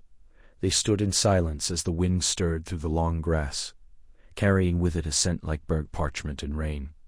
The maps had stopped shifting, but the world was not the same. It hadn't been for a long time. Hermione felt something settle inside her. Not peace, not exactly, but understanding. The land had not rebelled, it had corrected, and in doing so, it had rewoven the threads of history that magic had long ignored. Harry reached for her hand. His fingers were cold, but his grip was steady. What now? She looked at him, really looked, his face lined with fatigue, his eyes still bright with wonder. "Now," she said, We learned to live in the world that's been waiting for us. And for the first time in months, she didn't reach for a book, or a spell, or a map. She simply stood beside him, breathing in the new old air, as the earth beneath their feet hummed, quietly, like a lullaby. Rain still clung to the cobblestones outside the ministry, slick and shimmering under the bruised twilight sky. The air tasted of damp parchment and ozone, the lingering scent of magic strained thin by the storm that had torn through London the night before. Hermione stepped through the atrium's grand arch, her boots echoing softly against the marble, each footfall measured cautious. The walls here, once solid, unyielding, now seemed to breathe. Faint silver veins pulsed beneath the stone, like threads of moonlight stitched into the foundation. Harry followed close behind, his cloak dripping onto the floor. He paused, glancing back toward the shattered clock tower, its hands frozen at 3:17, the moment the first map had screamed. "They're waiting," Hermione said, voice low. She didn't look at him. Her fingers curled around the map case at her side, the one that had survived, not by chance. It had chosen her. The Department of Mysteries had been converted into a war room. Tables sprawled across the obsidian floor, layered with maps, some whole, some torn, others bleeding ink like open wounds. Ministry cartographers moved in hushed clusters, tracing lines that shifted when no one was watching. One map, pinned to the wall, showed the Scottish Highlands, but the lochs pulsed with deep blue sorrow, and the cairngorms rose not as peaks, but as towering figures with faces carved from wind and regret. "They're not just maps anymore," Harry said, stepping closer. He reached out, but stopped short of touching the parchment. "They're remembering." Hermione nodded.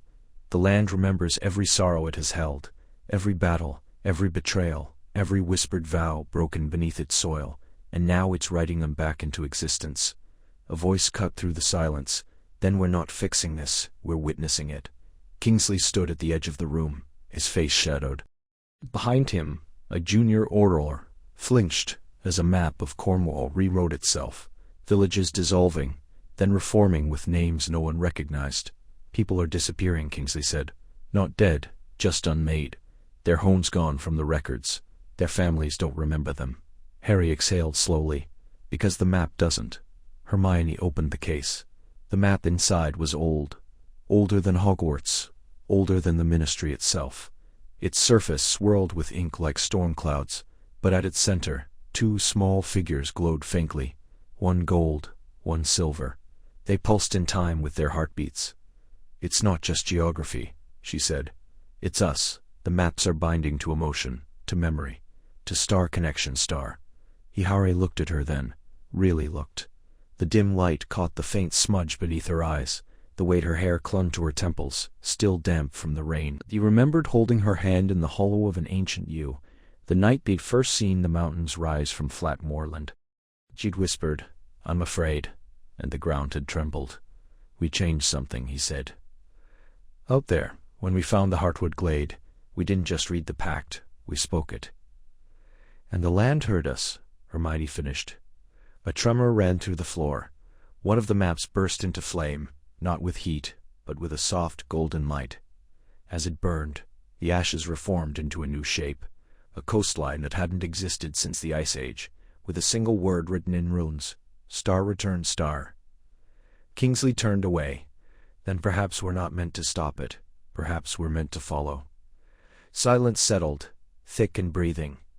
Harry reached for Hermione's hand, her fingers curled into his, warm and sure. Outside, the wind shifted. Somewhere beyond the city, a river began to flow backward, singing an old, forgotten lullaby. The air tasted different here, older, somehow, as if the wind had passed through centuries before reaching their skin. Harry stepped carefully over a moss-covered stone that hadn't been there the day before, his boots sinking slightly into the damp earth.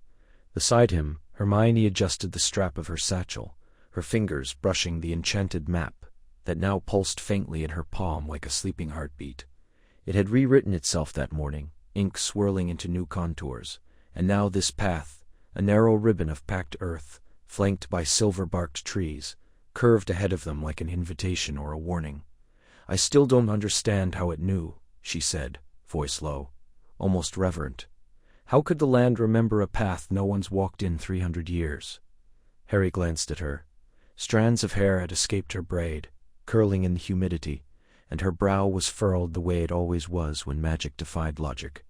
Maybe it wasn't waiting for anyone, he offered. Maybe it was waiting for a star. She turned to look at him, her eyes searching his face. There was a weight between them now, not just the mystery of the shifting maps, but the quiet accumulation of years, of battles fought side by side, of silences shared in hospital wings and kitchens, of words left unsaid. The world was changing, yes, but so were they. The trees thinned ahead, revealing a clearing where the grass grew in perfect concentric circles, like ripples from a long-vanished stone. In the center stood a low stone arch, half collapsed, covered in runes that shimmered faintly when Hermione raised her wand. "These aren't any dialect I've seen," she murmured. "Not Latin, not Old Gaelic. It's older, almost like the land is speaking." Harry crouched, running a hand over the mossy base of the arch. "It feels warm." "It's not supposed to," she said, kneeling beside him. "Stone doesn't retain heat like this unless it's enchanted. Or alive." They sat in silence for a moment, the only sound the distant call of a bird that sang in three-part harmony with itself. The map in Hermione's hand flickered again, a new line branching from the arch, leading deeper into the woods. Neither of them moved. "You know," Harry said, "I used to think magic was something you cast, a spell, a charm, a defense, something you aimed at the world." "And now?" she asked softly. He looked up past the trees, where the sky had taken on the bruised purple of twilight. "Now I think magic might be the world answering back." Hermione exhaled, her breath a small cloud in the cooling air. "We spent so much of our lives trying to control it, to shape it, but maybe we were never shaping magic. Maybe it was shaping us." He turned to her then, really looked at her. The way the fading light caught the gold in her eyes, the way her fingers still trembled slightly when she was close to understanding something vast. He had seen her unravel curses, outthink dark wizards, rebuild entire ministries. But this quiet, this stillness, was the part of her he had never learned how to name. "We keep redrawing the lines," he said, "on maps, on borders, in our lives, but maybe some things shouldn't be mapped. Maybe some paths only exist because we walk them together." She didn't answer right away. Instead, she reached for his hand, her fingers lacing with his, warm and sure. The map dimmed in her other hand, as if satisfied. Above them, the first stars began to appear, not in their familiar constellations, but in new patterns, shapes that looked like wings, like keys, like open hands. And somewhere, deep beneath their feet, the earth shifted, not with destruction, but with memory, with recognition. The quill trembled in Hermione's hand as she lowered it to the parchment, the ink still shimmering like liquid starlight. The map before her, older than Hogwarts, older than the Ministry, older than the oldest memory whispered in the Hall of Prophecy, had finally stilled. Its edges no longer pulsed with that faint, breath-like rhythm that had haunted her for months. Rivers had bled into deserts, forests had risen from stone overnight, and entire villages had dissolved like mist at dawn. But now, silence. Now, stillness. She exhaled, and the sound was too loud in the quiet of the archive chamber. Dust motes drifted in the narrow shafts of afternoon light slicing through the high, arched windows. Outside, London bustled, unaware of how close the seams of their world had come to tearing. Muggle satellites had recorded impossible land masses in the North Sea. Weather patterns had shifted without cause. Then for 3 terrifying weeks, the border between magical and non-magical Britain had flickered like a dying lamp. But that was over. Or so she told herself. Harry stood by the door, arms crossed, his scar a pale line beneath the fringe of his dark hair. He hadn't spoken in nearly an hour. He didn't need to. She could feel the weight of his presence, steady as bedrock, the way he had been since they'd stepped into the ruins beneath Quam Riader and found the first cartographer's stone, since they'd whispered the old words, words not spoken in 1,000 years, and sealed the pact back into slumber. "It's done," she said, more to convince herself than him. "Almost," he corrected softly. She looked down. In the lower right corner of the map, a small patch remained blank. Not torn, not faded, intentionally empty, as if the land itself had chosen to withhold one final secret. "The maps were never meant to be complete," she murmured. "They're not records. They're conversations. Between us and the world." Harry stepped closer, boots silent on the ancient stone. He peered over her shoulder. "You think it'll happen again?" "Eventually," she said. "The pact sleeps. It doesn't die, and as long as magic breathes through the soil, through the rivers, through the old bones of the earth, it will dream, and when it dreams, it moves." A breeze stirred the parchment, though no window was open. The blank space shivered, just once, like a wink. She reached out, not to fill it, but to trace its edge. "We were never meant to chart everything. Some places, some truths, they only exist when they're undiscovered." Harry's hand settled gently over hers. Warm, grounding. "Like us," he said, so quietly, she almost missed it. She turned to look at him, really look.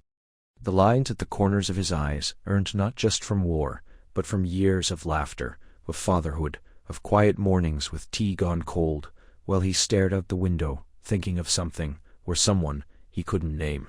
And she realized, with a breath that felt like the first one she'd taken in months, that she knew that look now. "Do you remember," she began, hesitant, "that night, in the Department of Mysteries, when we stood beneath the veil, and you said you'd follow me anywhere?" "I remember," he said, "even when I didn't understand why. I think I do now." Her voice wavered. "I think the map wasn't just showing us lost places. It was showing us the parts of ourselves we'd left behind, the questions we never asked, the things we were too afraid to feel." He didn't move, but his thumb brushed the back of her hand. "And what are we feeling now?" "Uncertainty," she admitted, "but also hope, like standing at the edge of a new country. One that hasn't been named yet." He smiled then, small and true. "Then let's not name it, not yet." Outside, the sun dipped below the rooftops of London, gilding the towers of the Ministry. Somewhere a child laughed. Somewhere a river changed its mind and took a new path through the hills. And on the desk between them, the map lay open, its final corner, blank, waiting, breathing softly, like a secret still unfolding.